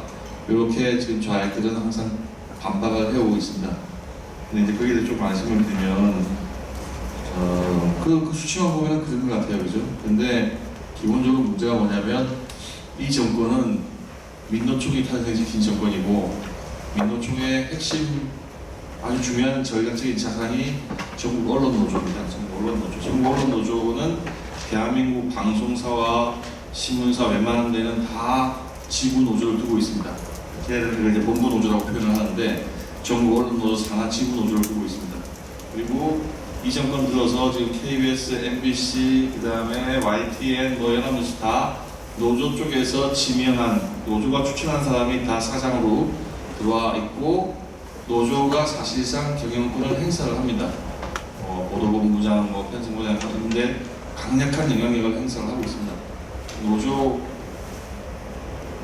사장 시사 이런 걸 이제 한 사람들 이야기를 들어보면 노조 쪽에서 민답한 사람들이 MBC, KBS 다 그 사람들이 다 사장이 됐고 그렇게 돼 있죠. 그래서 지금은 옛날에 권경유착 이렇게 이야기했는데 지금은 권한유착의 단계를 넘어서서 언론과 언론이 하나의 몸통으로 권한 일체가 되어 있기 때문에 사실상 지금은 정권에서 언론에 대해서 개입하고 간섭하고 규제할 이유가 없는 거죠. 제도권 언론과 이게 주요 방송 체제는 다 민노총 산하 전국 언론 노조를 통해 가지고 장악을 하고 있기 때문에 그 사람들이 정권 입장에서 봐가지고는 규제를 들어갈 이유도 없고 스스로 그 언론 노조를 통한 방송사에서 다 알아서 하니까 그냥 가만 놔두고 있어도 잘 되는 거죠. 그러니까 지금 저희가 사례를 찾기가 막상 느끼기에는 언론 자유가 많이 침해했다고 생각하는데 막상 이제 언론인과 정부가 충돌한 사례를 찾아보려고 하면 그렇게 흔하게 나오진 않아요. 그래서 그런 문제, 그래서 국회 없는 기자에서 언론 자유를 얘기할 때에는 우리가 언론의 자유를 얘기할 때는 언론기관이 정부를 비판했을 때 정부로 권력으로부터의 어떤 간섭과 탄압을 받지 않을 때 언론 자유를 따지는 게 의미가 있는데 이 상황은 언론과 권력이 하나의 몸통이 됐기 때문에 그거를 적용하기에 굉장히 부적합한 상황이다. 그리고 좀 지난 얘기지만은 이 전국 언론노조 산하에는 정치위원회가 있습니다. 정치위원회 보면 제가 이제 사파를 나왔는데 여기 강령에 보면 진보정당 활동을 진보정당 활동 관련 교육 선전을 한다고 되어 있습니다. 이게 그전에는 좀 더 색깔이 진하게 진보정당의 직권을 돕는다는 식으로 되어 있었는데 비판이 또 난다면 좀 수정된 것 같은데 어쨌든 노조 산하의 정치위원회가 있고 그 정치위원회는 진보정당의 정책을 선전 활동을 하겠다는 걸 명시를 하고 있거든요. 근데 이런 강령을 가진 노조가 공영방송에 이제 사장 지명권 비슷한 것도 다 장악을 하고 있고 경영권도 다 장악을 하고 있는 거죠. 그래서 사실은 이제 정권을 찾으면 저희가 해야 될 일 중에 하나가 이런 식의 편향된 어떤 특정 정파성을 띠고 있는 노조는 적어도 공영방송사에서는 들어오면 안 된다. 공영방송이라면 좌익도 우익도 아니고 국민의 방송해야 되기 때문에 이런 식으로 돼 있는 노조에서 빠지든지 아니면 이런 강령을 개정을 하든지 해서 어떤 방송법을 개정할 필요는 있다고 생각합니다. 지금 이 문재인 정권 들어서 방송 장악 과정 상에서 상당한 어떤 무리수가 따랐는데 이게 KBS, MBC의 이사들의 임기는 KBS 이사와 MBC는 이제 방송과 진흥회라는 데서 대주주가 이제 MBC 경선을 임명하는데 KBS 이사와 방송문화진흥회 이사의 임기가 원래는 2018년 7월과 2018년 8월에 끝나게 돼 있었습니다. MBC 방문진은 7월, KBS는 8월. 근데 정권은 2017년 5월에 들어섰으니까 1년 2개월에 갭이 생겼죠. 그래서 그 이사진들을 쫓아내기 위해서 뒤에서 이렇게 공장 내지는 프로젝트가 진행된 것 같습니다. 그때 이제 조선일보 비롯한 언론에서도 보도가 되는데 민주당의 워크숍에서 그 이사들을 내쫓기 위한 어떤 프로젝트를 논의를 했죠. 거기 보면은 방송사 구성원 중심으로 그러니까 방송사 직원들 중심으로 퇴진운동을 전개하고 그 다음에 시민단체나 동원해서 압박을 한다. 그런 이 프로젝트를 따라서 KBS 이사나 MBC 방문진 이사들의 중에는 교수님들이 있는데 그 교수의 강의실 앞, 학교, 집 이런 데 찾아가지고 무지하게 괴롭혔습니다. 그리고 심지어는 KBS 김경민 이사 같은 경우에는 제자가 비정규직으로 몇 년간 고생을 해서 정규직 자리를 겨우 따가지고 회사에 있는데 그 회사를 쳐들어가가지고 복도에서 몇 시간 점검하면서 니네 교수님 비리 없냐는 식으로 하고 얘는 갑자기 방송사 직원이 와가지고 이렇게 괴롭히니까 그렇다고 은사님이 자기를 돌봐줬는데 그 은사님은 비슷한 말을 하고 강한 황당한 일을 당하기도 하고 학교 교육진에도 압박을 넣고 결국 견디다 못하니 김경민 이사 사퇴하고 그 다음에 KBS에서 이인호 이사님도 사퇴하시고 강규영 교수는 끝까지 버텼더니 이제 해임을 시켜버렸죠. 그때 그 해임시키는 과정에서 2018년 상반기에 감사원의 KBS 감사가 있었음에도 불구하고 딱 찍어서 이제 법인카드 조사를 들어왔는데 KBS 이사는 사회 이사이기 때문에 직원들에 관한 어떤 규정이 적용이 안 되고 규정에 미비가 있었어요. 규정에 미비가 있었는데 그거를 뒤져서 이제 뭐 커피나 식사할 때 누구하고 마셨는지 다 적어내라. 안 적어내고 있으면 그건 전부 다 이제 사적 유용이다. 뭐 배임으로 걸겠다. 뭐 이런 식으로 해서 강경이사 그거를 걸테면 거라고 버티니까 이제 그냥 나머지 또 어떤 시비 거는 사람의 폭행 이런 거 무리로 엮어가지고 해임을 시켜버리고 지금은 이제 강 교수는 지쳐서 그 노조하고 화해하고 이제 드랍을 하려고 했더니 노조에서 요구하는 게 해임 처분 행정소송을 걸어놨는데 해임 처분 취소소송을 걸어놨는데 그거를 소취하라고 요구를 하는 거예요. 그게 이제 부당한 해임으로 만약에 해임 처분이 취소가 되면 대통령이 방송사나 가기 위해서 위협한 인사권 행사했다는 어떤 그게 될 것 같으니까 노조 쪽에서 요구하는 거는 소송 취하를 해라. 그렇게 나오고 있고 MBC 박문진 쪽에 유희선 이사하고 김원배 이사를 쫓아낼 때에도 두 분 다 이제 교수님 출신인데 이분들도 이제 대학을 흔들고 뭐 찾아가서 교육도 해서 결국은 그렇게 쫓아냈습니다. 근데 이제 이게 묘하게도 민주당 워크숍에서 나왔던 문헌하고 퇴진시키는 어떤 프로젝트가 쭉 진행되는 내용이 거의 일치를 합니다. 지금은 저희가 뭐 권력을 쥐고 있지 못하니까 수사권이 없어서 이게 과연 물밑 교류가 없었는지 의사소통이 없었는지 저희가 알 수가 없지만 만약에 그런 증거가 있다면은 이건 상당한 문제가 될 수 있겠죠. 특검 같은 걸 하면은 이런 일이 밝혀질 수 있다고 생각합니다. 그 다음에 이 정권 안에서 또 이제 하나의 사례로 나온 거는 한국 기자단을 구성했는데 그때 조선일보에는 탈북자 출신 기자가 있습니다. 그 기자 풀단에 대해서 정부가 어느 방송사의 기자는 얘는 되고 얘는 안 되고 해서 그 기자를 쫓아내버렸죠. 그것에 대해서는 외국 언론도 언론 자유 탄압이라고 그렇게 지적을 한 바가 있습니다.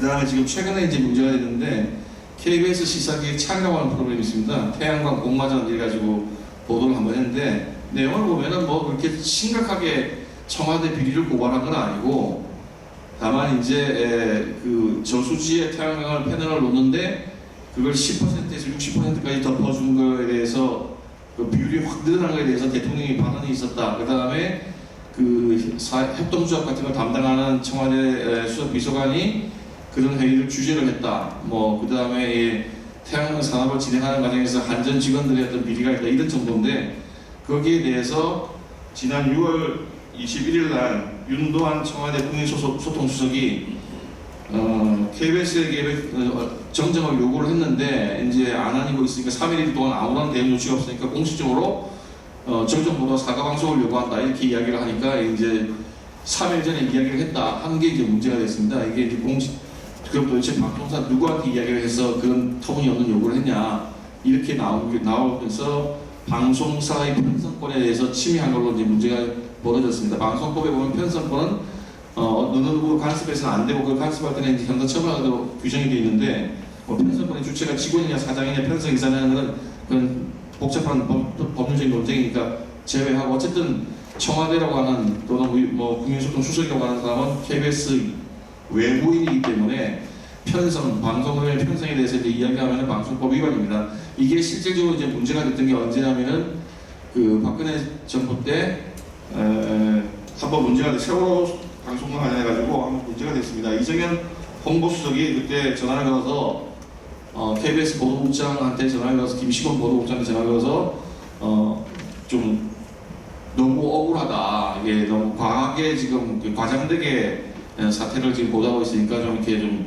차분하게 좀 공정하게 좀 보도해달라는 뭐 그런 식의 사실은 어떻게 뭐 위압적이라고 하기보다는 마이크 진쪽에라도 좀 호소하는 정도의 이야기였는데 그거를 지금 노조로 고발을 했고 1심에서는 집행유예, 그러니까 유죄 선고를 하면서 집행유예 선고를 했습니다. 근데 지금 이거는 그거보다 더 노골적이거든요.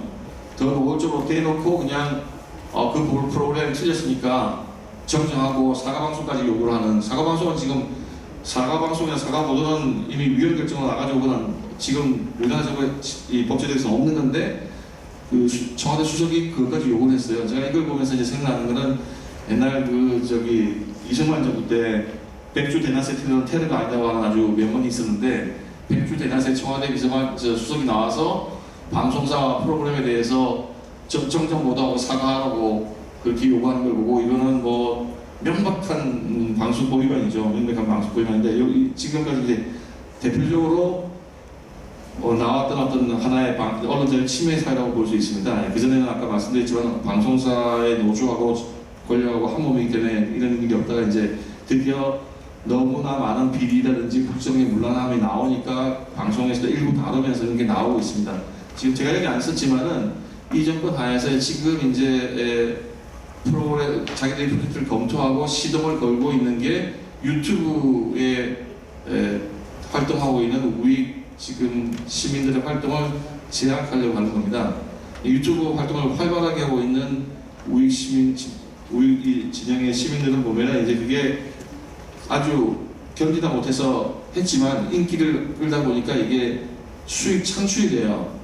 수익이 창출되니까 사람들도 좀 더 이게 뭐 원래 애고 활동을 생각했는데 이게 경제적으로 도움이 되니까 좀 더 시간을 많이 투입을 하고 좋은 컨텐츠가 나오고 직원을 고용하는 사람도 나오고 이게 이제 본격적으로 굴러가기 시작하니까 거기에 대해서 지금 조직적인 어떤 탄압 운동 같은 거를 지금 시작하려고 하는 것 같습니다. 이제 그거는 앞으로 좀 진행이 되면 좀 더 연구 검토해서 한 번 더 발표하는 기회가 있을 것 같고 다만 지금 정부가 관여된 건 아니지만은 좌익 진영에서는 그 유튜브 방송하는 사람에 대해서 노란 딱지 붙이기 운동이라고 합니다. 그래서 그게 많이 붙으면 그 광고주가 안 붙어요. 그래서 활동하는 걸 위축시키는 걸 하고 있는데 그거에 이어서 그게 더 나아가서 이제 어떤 방송 내용에 대해서 정부가 구글에다가 저번에 민주당 의원 찾아가서 항의를 했죠. 그런 식으로 제안하는 것들도 아마 지금 좀 더 노골적으로 탄압하는 활동이 나올 것 같습니다. 어쨌든 지금 상황에서는 제가 보기엔 지금 이런 방금 말씀드린 KBS 시장의 창이 제일 걸기 좋은 딱 그대로 걸리는 어떤 방송법 위반 사례인 것 같고요. 그 나머지는 좀 더 국정이 좀 더 어지럽게 되면은 아마 비판하는 언론들이 나올 것이고 거기에 대해서 정부에 대한 어떤 위협한 행위가 더 나올 것 같습니다. 네, 감사합니다. 네, 그 시간을 지켜주셔서 감사합니다. 다음에는 사법권의 독립에 대해서 대법원 변호사님께서 이 책자에 55쪽 이하에 있습니다. 발표를 해주시겠습니다.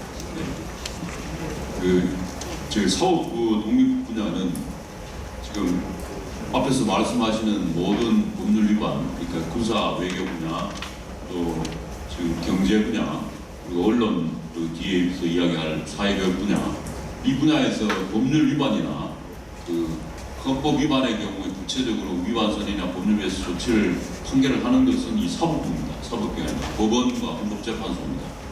그런데 이제 문재인 정부 들어서 이 사법기관에 대해서 수사의 가이드라인을 제시하거나 또는 재판에 개입하려는 그런 이 조치를 대통령의 그런 구체적인 조치를 한 사례를 사법기관에 대한 사법권 독립이나 권력의 분립을 허물어뜨리는 그런 사례들을 4가지 정도를 중심으로 말씀을 드리고 그리고 사법부 구성에 있어서 그 4가지는 구체적으로 박근혜 전 대통령의 형사재판에 개입하는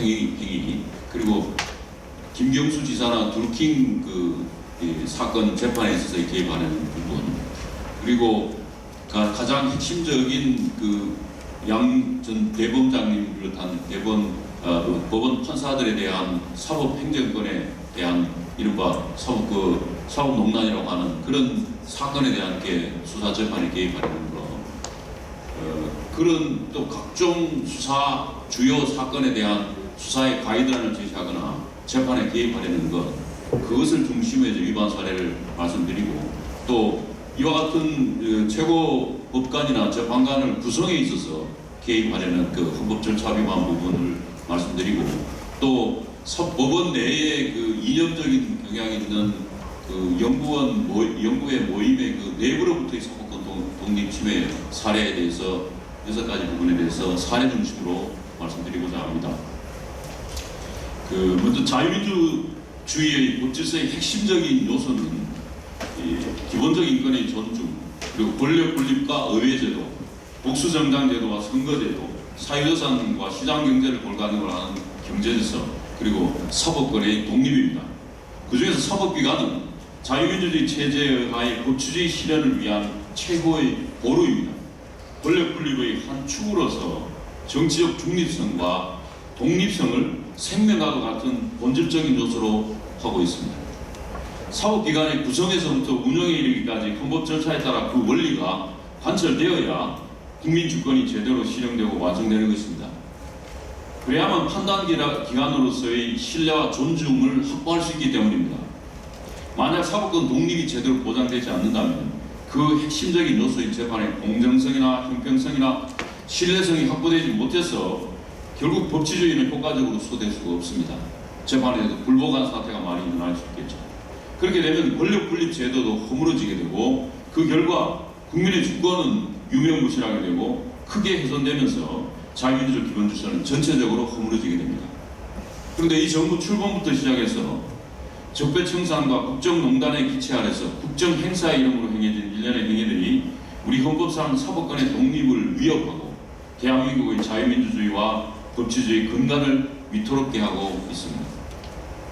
우선 사례를 지금 말씀을 드리겠습니다. 구체적으로 청와대 박수현 대변인은 박근혜 전 대통령에 대한 형사재판 진행 중인 가운데 2017년 7월 14일, 7월 17일, 20일에 세 차례에 걸쳐서 박근혜 정부 청와대가 작성한 문건이 민정수석실에서 300여 종, 정무수석실에서 캐비넷에서 1361건, 국정상황실에서 500여 건이 발견되었다고 하면서 브리핑을 하였습니다. 그 브리핑 중에 이런 문서 중에는 삼성 및 문화계 블랙리스트 관련 내용, 현안 관련 언론 활용 방안 등이 포함되어 있고 위안부 합의 세월호 사건, 국정교과서 추진, 선거 등 관련해 적법하지 않는 지시사항이 포함되어 있다고 명시적으로 이야기를 합니다.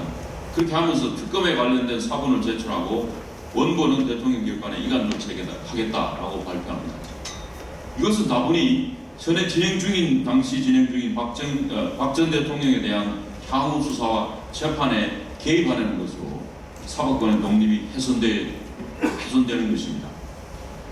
다음으로 2018년 2월에 서울고등법원이 삼성 이재용 재판에서 일부 무죄와 집행유예를 선고하자 집권 여당 대표 등은 담당 법관에 대해서 노골적인 인신 공격을 가하고 인터넷에서 무차별적인 신상토리식 공격을 가합니다.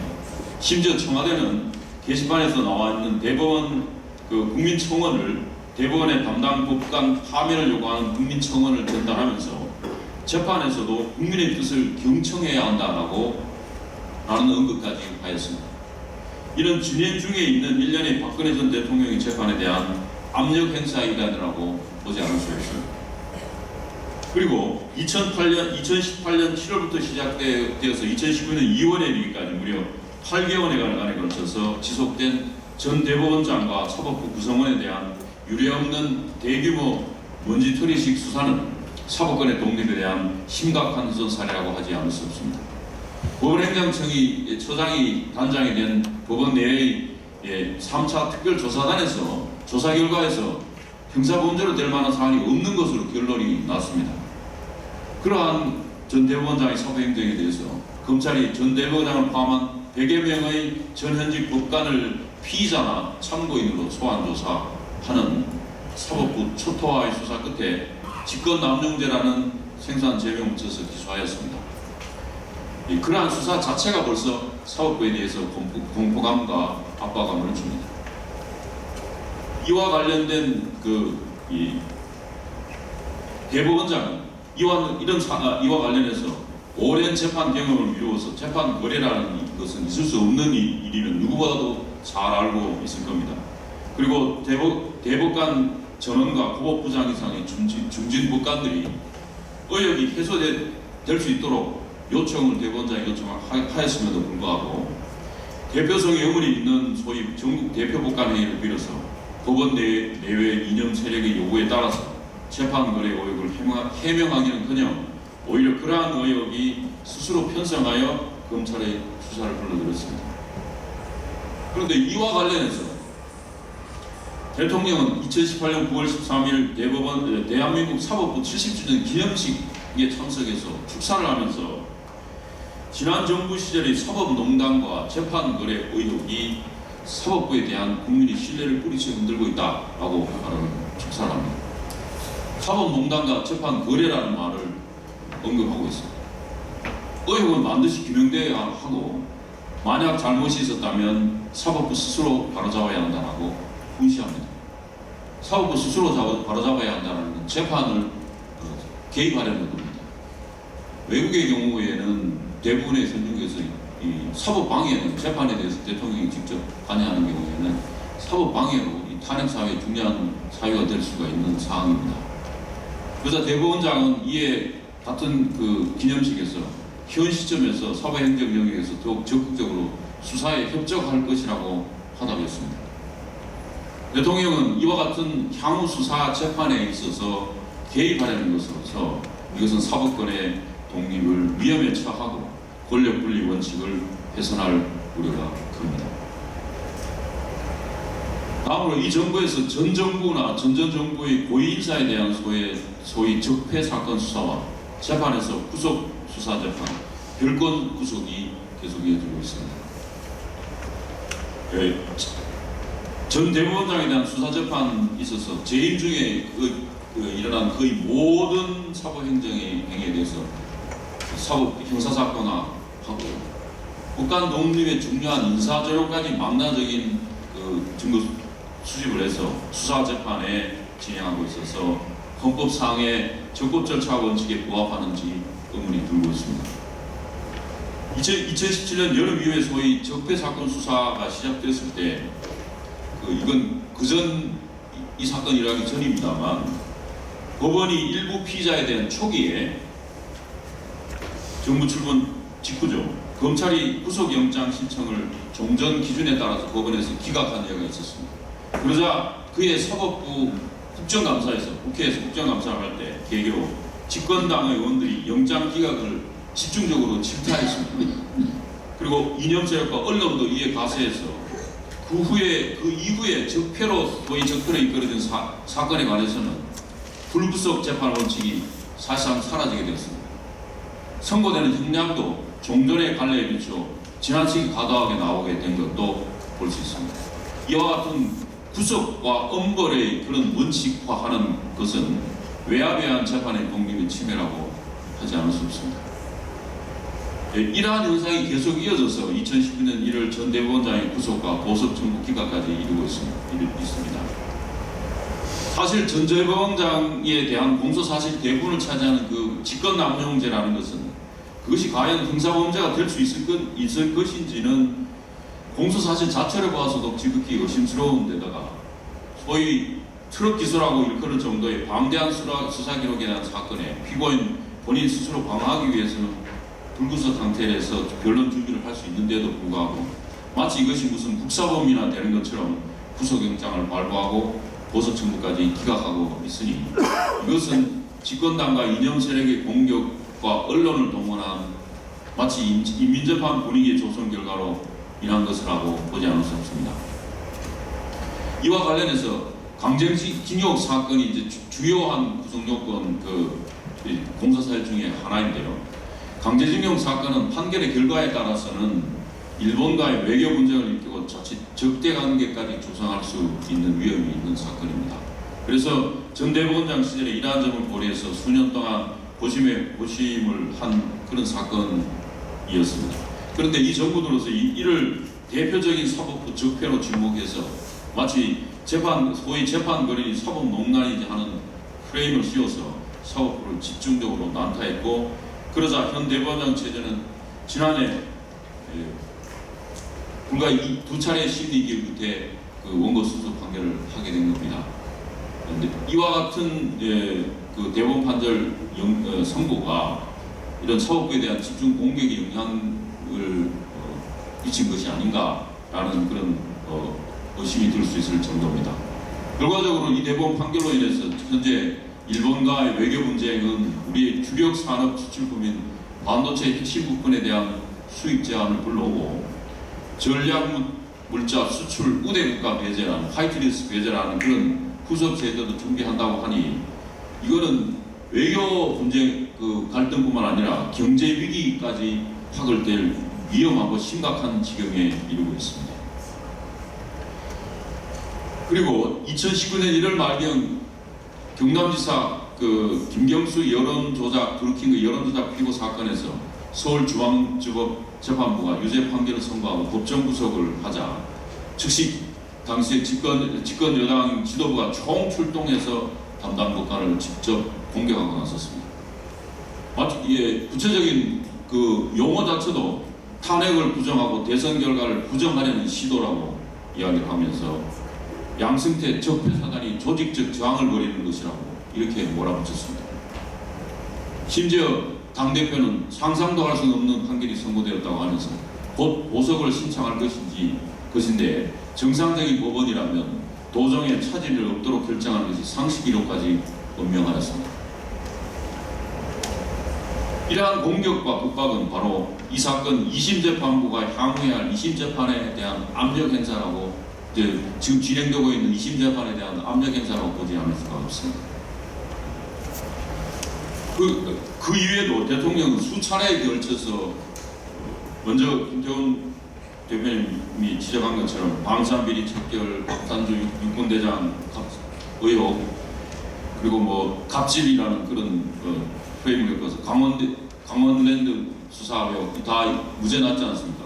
세월호 유족 사찰 의혹, 촛불 집회 기업령 문건, 김학의 법무차관, 장자연 클럽 이런 수도 없는 구체적 사건에 대해서 철저히 수사 규명하라든가 특별수사를 구성하라는 것을 구체적인 지시를 한 바 있습니다.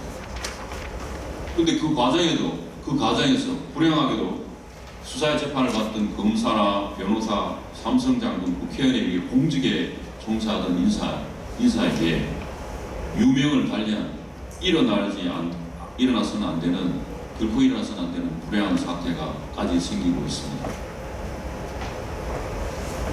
이와 같은 것은 헌법상 권력분리 원칙이 흔들게 되고 사법권의 독립이 심각하게 위협받고 있습니다.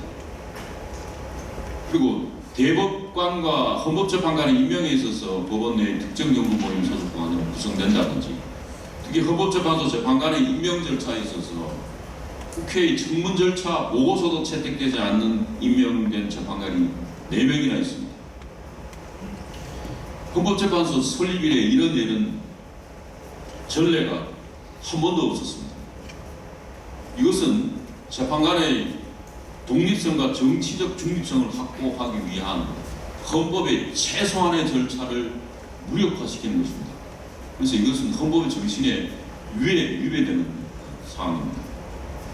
그 끝으로 법원 내에 진보 내지 좌파 성향 이념을 가진 법관들이 많이 가입한 것이라고 하는 국제인권법 연구회가 있습니다. 이는 법원 내부로부터 물론 재판 개개 재판에 정치적인 것이 개입할 여지는 재판 안에서는 그렇게 예외적일 수 있습니다. 그렇지만 이와 같은 것이 법원 내부로부터 과연 재판이 국민이 신뢰할 수 있겠느냐, 재판의 독립과 재판의 신뢰성을 훼손할 수 있는 문제이기 때문에 재판의 신뢰성을 확보라는 차원에서 내부로부터의 사법권 독립의 문제라고 보지 않을 수가 없습니다. 그래서 이와 같은 그 관련해서 대법원장에 대한 법원의 무리하게 수사가 진행되는 점을 인정하고 공소를 취소할 것을 촉구하고 향후 대법관과 헌법재판소 재판관을 임명하는 데 있어서는 자유민주주의와 시장경제 신념이 투철한 인사로 임명할 것을 촉구해서 그 헌법의 독립성과 정치적 중립성 균형을 잡기를 기대합니다. 그리고 끝으로 이 강제징용 사건의 외교 관련 일으키는 부분에 대해서 국가가 제일 말씀을 간단히 드리겠습니다. 강제징용 사건은 지금 외교 분쟁이 일어났습니다. 사법부 말로 그렇습니다. 그러나 이것은 이 문제, 강제징용 문제는 조약의 해석 문제와 관련이 있는 것이긴 합니다만 역대 정부에서 이 부분에 대해서 조약에 포함되어 있는 것이라고 박정희 정부에서도 정부가 직접 보상을 했고 노무현 대통령께도 이 부분에 대해서는 65년 조약에 포함되는 것이라고 인정을 하고 특별법을 만들어서 2천만 원 보상을 이루어졌습니다. 그러면 이것이 정부라는 것은 대한민국 헌법에서 이루어지는 정부의 계속성이, 헌법의 계속성이 있는데 이어받은 정부라고 하면 그 전 정부의 이 조약과 관련된 해석의 부분에는 계승을 해야 되는 것이 의무가 있습니다.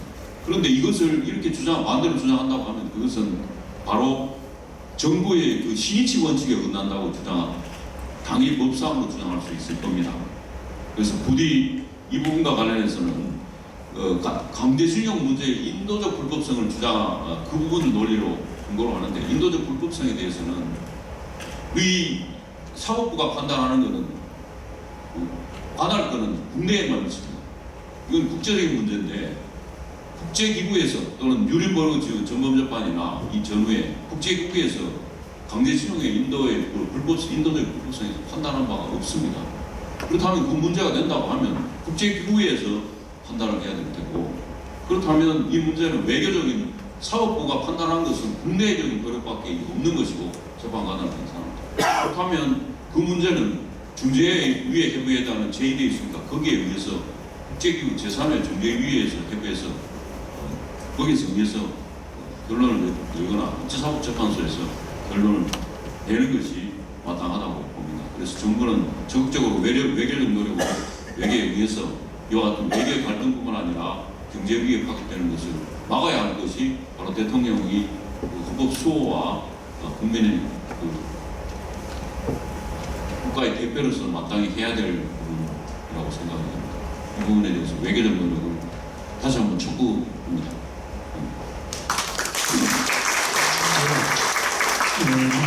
끝으로 그 교육 부분, 문재인 정부 교육 분야 헌법 위반 사례에 대해서 김기수 변호사님이 발표를 해주시겠습니다. 10분 범위 내에서 해주시면 좋겠습니다. 예, 김기수 변호사입니다. 문재인 정권의 그 헌법 위반 사례는 크게 보면은 상권 분립을 몰각한 그런 것 같은데요.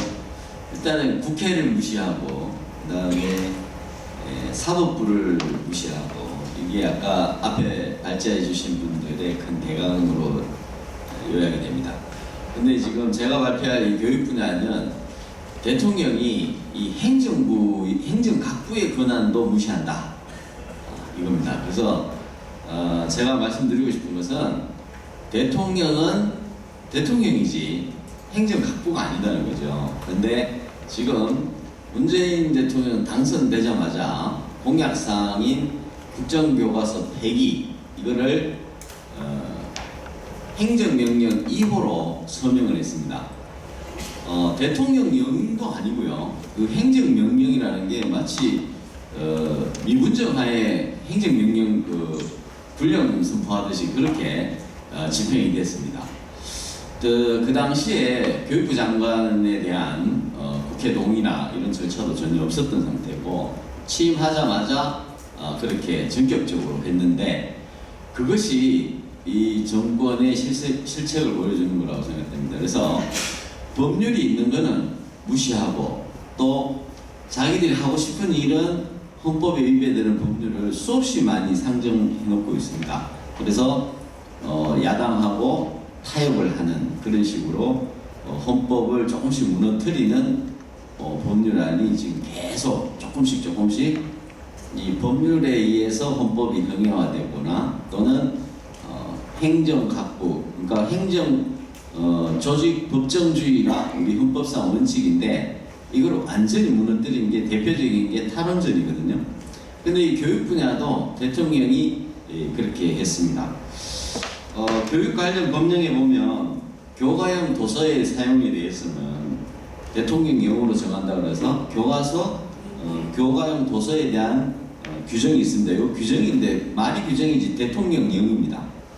그래서 이제 이 국정을 할 건지 검증을 할 건지는 대통령의 권한에 맡겨져 있는 것은 맞습니다. 그래서 박근혜 정부 때 국정으로 하는 것은 대통령의 결단을 했기 때문에 그 위법성이 전혀 없습니다. 지금 문재인 대통령도 국정으로 할 건지 검증을 할 건지 대통령이 결정하면 됩니다. 그것이 문제가 아니라 그 교과서의 내용에 대통령이 관여하면 안 된다. 이겁니다. 그것은 문재인 대통령 스스로도 박근혜 대통령 공격할 때 계속 얘기했던 거거든요. 근데 지금 대통령 당선되자마자 뭐랬냐면은 뉴라이트 사관이 서입되어 있는 것이다. 이렇게 이유로 이 국정교과서 폐기를 스스로 대통령령이 교육부 장관의 권한을 행사했습니다. 그래서 이거는 행정학부가 해야 될 권한을 자기가 스스로 행사한 거기 때문에 이거는 거의 혁명정부에서나 있을 수 있는 일을 했다. 이것이 핵심입니다. 교과형 도서에 대해서 지금 문재인 정부가 지금 쑥 들어갔습니다만 건국 100년설 주장을 기억나시죠? 작년에 집권하자마자 2017년 8월 15일 날 건국 100년설이다. 내년은 건국 100년을 기념해야 된다. 그런데 그거 하나가 뭔 얘기냐면 교과서 집필 지침이에요.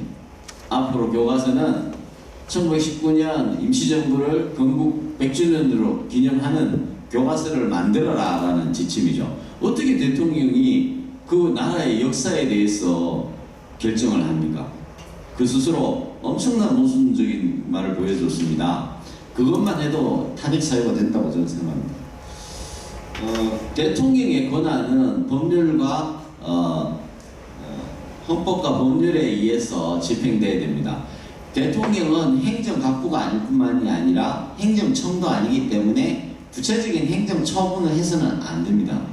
인사권을 가지고 있고 국무를 심의할 수 있는 국무회의의 의장이고 뭐 이런 것들이 헌법상 주어진 권한입니다.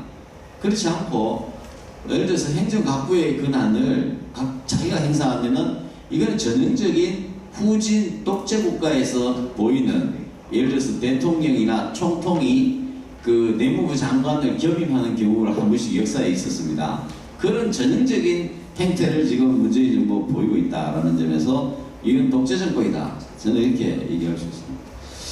두 번째, 초등학교 6학년 1학기 사회과 교과서를 위헌적 내용으로 개정을 했습니다. 요거는 교육부 장관이 했으니까 대통령 책임이라고 볼 수 있는데 이 내용에 대해서는 이제 많이 언론에도 알려져 있습니다만은 이것은 이제 우리 헌법에 북한이 우리는 이제 주적으로 아직도 대부분 판례가 변경되어 있지 않고 주적으로 대부분 판례도 인정하고 있고 여러 가지 보면 자유라는 말을 이제 삭제를 했는데 의도적인 것으로 분명히 보입니다. 여기에 국정화, 국정교과서 폐기, 국정교과서 사태 진상규명위원회를 발족을 해가지고 백서를 만들어냈는데 거기에 박근혜 정부가 불법을 많이 했다 이렇게 써놨어요. 근데 아직 그걸로 인해서 형사처벌 받은 사람은 없습니다. 근데 지금 이 교과서의 내용에 대해서 대통령이 또는 청와대나 아니면 교육수석이나 이런 사람들이 관여를 했다면 이것은 그야말로 직권남용이 아니냐 이런 생각이 듭니다. 위헌적 내용에 대해서는 한번 구체적으로 설명을 하지 않겠습니다. 이 헌법 위반 사례가 보여지고요. 그 다음에 교육의 정치적 중립성을 위반했다라고 이제 말씀드렸습니다. 두 번째는 최근에 보도된 초등학교 교과서 무단 수정 얘기입니다. 이거는 2018학년도 지금은 부산 교대에서 만드는 거 교과서로 배포되고 있고 요 문제됐던 것은 2018년도에 배포된 초등학교 교과서입니다. 이 교과서 내용은 그 저자가 국정교과서라도 그 저작권에 대한 권리는 가지고 있지만 저작권을 예를 들어서 진주교대 박용조 교수가 저작을 한 대표 집필자인데 대표 집필자의 동의 없이 이름은 박용조 교수 이름을 쓰고 박용조 교수의 동의 없이 그 저작물을 고쳤다 그러면 박용조 교수에 대한 저작권 침해이자 인격권 침해가 됩니다. 불법 행위가 되죠. 그리고 이 교과서를 갖다가 위원회 장관 이전이죠. 김상곤 시절인지 그 중간에 겹치는데 어쨌든 이거를 고치고자 하니까 박영주 교수가 동의를 안 해주는 거예요. 안 해주니까 무슨 비대위 같은 걸 만들었습니다. 비대위 같은 걸 만들었는데 그 국정교과서 진상규명위원회에 들어갔던 사람들하고 참여연대에 있는 변호사들하고 이런 사람들을 비대위 만들어가지고 교과서를 뜯어고쳤습니다. 뜯어고치고 그거를 출판사에서 그런 비대위의 이름을 출판사 교과물에 넣겠다 이렇게 하니까 교육부에서 넣지 마라 이렇게 된 거죠. 박영주 교수 이름으로 나갔습니다.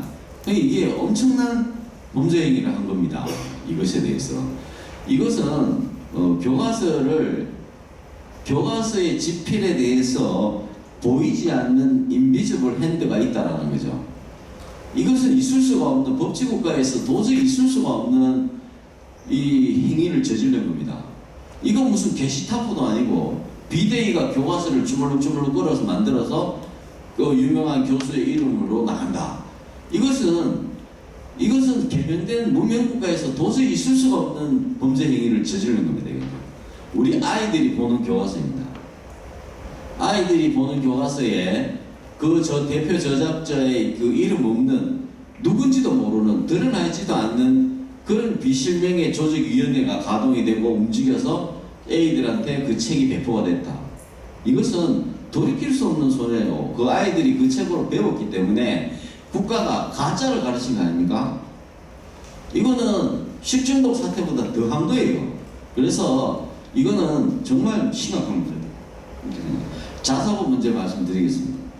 이 자사고는 유래가 그렇지 않습니까? 자사고는 원래 DJ 정부 시절에 산불 정책을 강화하면서 소통을 틔워준 게 이게 자사고입니다. 근데 이 자사고마저도 이제 죽이겠다는 거거든요.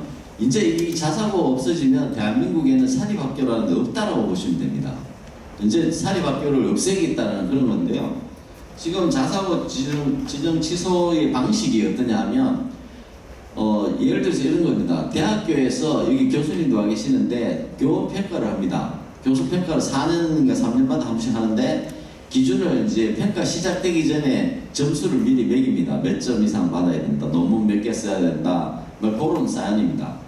그 자사고 평가도 항목을 정해가지고 앞으로 5년마다 평가하겠다. 그러면 이번에 정부 들어서 평가를 하려면 박근혜 정부 때 정해졌던 60점으로 해야죠. 지금 정부 들어선 지 5년도 안 됐는데 이게 지금 70점으로 권고를 해서 전국 교육감에다 올렸고 지금 80점으로 더 높인 사람이 전국 교육감입니다. 그리고 이번에 서울에서 발표됐던 건 70점으로 했는데 이것도 법치주의에 맞지 않습니다. 소급해가지고 기준을 올려버렸으니까요. 학교에서는 그 항목도 변경을 했고 기준 점수도 갑자기 올려버렸으니 준비할 틈이 없지 않습니까? 예를 들어서 그 운전면허 시험 치러 갔는데 80점 이상이면 합격한다고 그랬는데 시험장에 갔더니 90점이라는 거예요. 이건 똑같은 겁니다. 이것 또한 완전히 이 문재인 정부의 이 자사고 말살 정책 이것이 이제 심각하다. 유치원 사태도 또 마찬가지입니다. 유치원 사태는 어떤 거냐면 지금 유치원 3법을 이제 올려가지고 그 아직 성안은 안 돼서 통과는 안 됐습니다만 기가 막힙니다. 거기 보면은 교육감이 이 알파 이 뭡니까 이게 에듀파인 이거 에듀파인에 보조금 조금 줘놓고 에듀파인으로 장부를 훤히 들여다보겠다는 거예요. 책상에 앉아서. 그래서 거기에서 자기가 보조금 쓴 게 항목이 조금만 틀리면은 두드려 잡아가지고 그거를 징계를 합니다.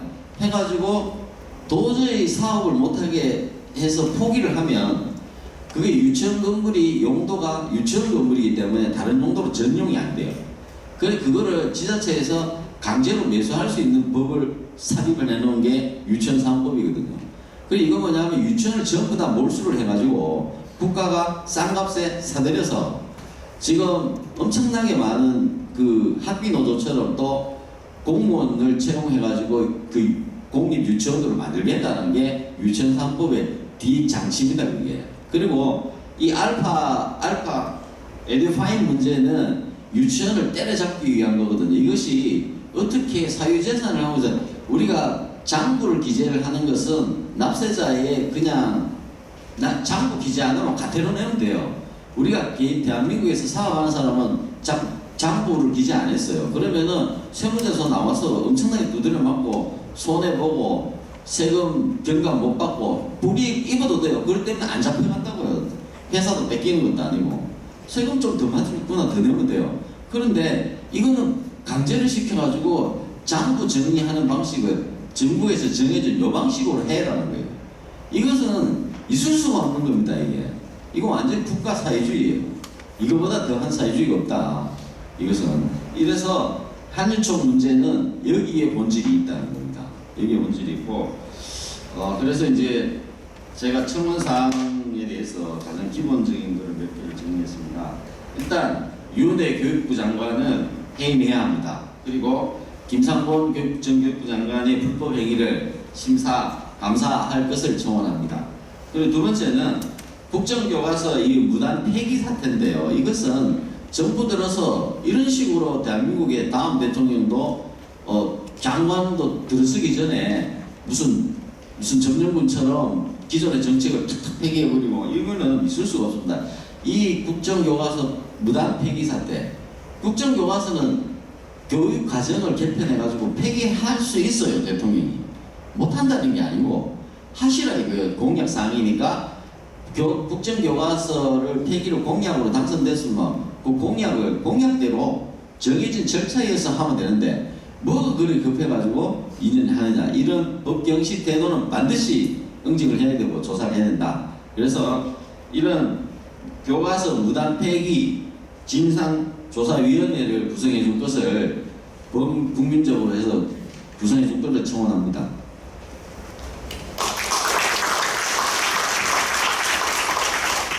예, 감사합니다. 그동안 우리 변호사님들이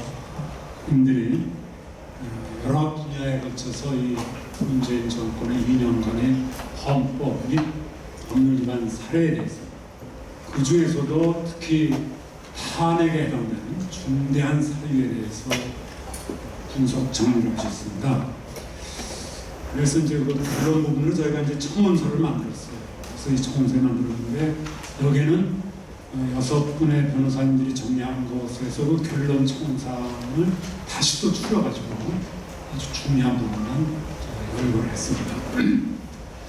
그래서 이제 이렇게 저희들이 하는 거에 대해서 의문을 표시하는 부분도 있었습니다. 아니 그거 청원해봐야 뭘 하느냐. 무슨 뭐 고발해도 뭐래도 들은 척도 안 하는 사람한테 청원해서 격하소야 합니다. 그런 말씀들이 많이 있었어요. 그러나 저희들은 이제 본가 단체고 한 술에 배부를 수는 없다 이렇게 생각했습니다. 과연 제대로 지금 뭐 청와대에서 자기네 뭐 청원 뭐 해서 사이트 올리는데 그건 법상의 근거도 없다. 저희들은 제대로 한번 헌법 26조에 의하면 청원할 권리가 있고 또 거기에 대해서 심사할 의무가 있습니다. 또 청원법에 하면 성실하게 심사 처리할 의무가 있습니다. 저희는 이런 이 청원법에 따라서 헌법과 청원법에 따라서 오늘 청원을 하고 여기에 대해서 저희는 규칙을 볼 겁니다. 또 아직 우리 여기 오신 우리 발제자 변호사님들과 충분히 논의를 못했습니다만 오늘로 이게 그치는 것이 아니고 오늘은 여기 지금 뒤에 명단에 37분의 변호사님이 계십니다. 변호사 37분의 명을 했습니다만 계속적으로 이 사안을 국민의 청원인의 국민을 포함해서 청원의 범위를 넓혀서 37명이 아니라 370명, 3,700, 37,000, 37만 숫자를 피자. 그래서 이것을 거대한 대한민국에 그야말로 아까 우리 제안절에 나왔듯이 3천만이라고 했지만 지금 8천만 아닙니까? 북한 동까지 하면 모든 국민이 청원에 참가하는 그런 운동을 벌여서 적절한 시점에 이 운동을 이제 더 증폭하고 그래도 안 됐을 때는 저희가 이걸 이제 저희가 하려고 했던 건데 국회법상의 청원에 따라서 의원 소개를 정당하게 받아가지고 대통령에 대한 탄핵소추 발의를 청원합니다. 한 수순을 받을 것이 아니냐 저는 그렇게 생각했습니다. 그래서 저희들이 여기 보면은 이제 이 결론 부분에 79조 이하의 쪽이 있습니다. 이제 국가의 계속성 부정. 그래서 촛불혁명, 문재인 대통령 스스로가 자기네가 촛불혁명이라고 해요. 스스로가 혁명했다는 것이다. 계속성을 부정하는 것이다. 이거 철회해라. 취소해. 청원합니다. 건국 부정, 자유통일 부정 취소해라. 정식으로 요구합니다. 또 군사 대비돼서 완전히 무력화했어요. 전시작전 통제 취소해라. 군사 합의 9.19 처리하고 김원, 손용우, 서훈, 또 피우진, 해임 또 사회재산권 이 부분에 대해서 퇴저임금 정책 업종별로 규모별로 주 50시간제 효율적으로 하지 말고 탄력권이죠. 또 그 밖에도 탈원적 즉시 이렇게 등등 스튜어트 코드라든지 사대행보 해체 취소라든지 또 민노총에 대해서 즉각 제대로 법적을 해요. 그다음에 언론 자유 장악 표현에 대해서도 아까 우리 했던 대로 제대로 전부 취소하고 진상규명을 해서 시정을 해요. 윤두한 청와대 국민소통수석 제대로 진상규명하고 또 유튜브 방송 탄압 중단해라. 사법통신에 특히 이게 내일 18일까지 1965년 한일협정에 의해서 분쟁이 있을 때는 제3국의 중재를 받도록 되어 있습니다. 이거에 대해서 청와대에서 처음에는 여권에서도 그 수용한다고 하다가 갑자기 태도를 바꿔가지고 안 한다고 했어요. 이랬을 때 이 파급 효과는 가능한 조차 없습니다.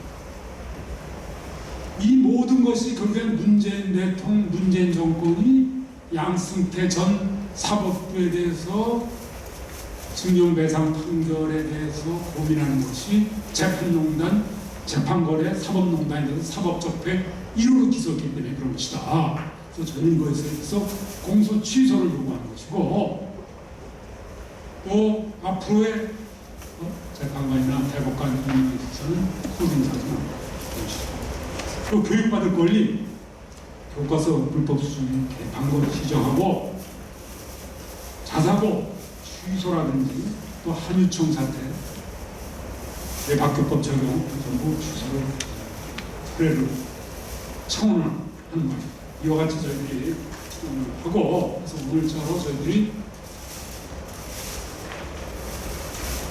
반성을 해서 청와대 정식으로 제출할 것이고 또 우리 국회의원들 290명 그중에서 특히 자유한국당과 바른미래당은 심재철 의원의 협조를 얻어서 이 부분을 전부 회복을 해서 우리가 이와 같이 청원을 했으니까 국회 차원에서 이 부분을 더 보완을 해서 입법을 하시든지 또는 탄핵을 소출하는 걸 하시든지 건의를 하시든지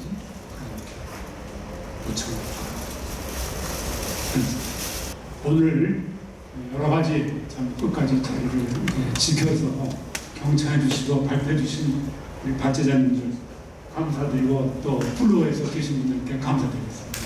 일단 말씀드리겠습니다.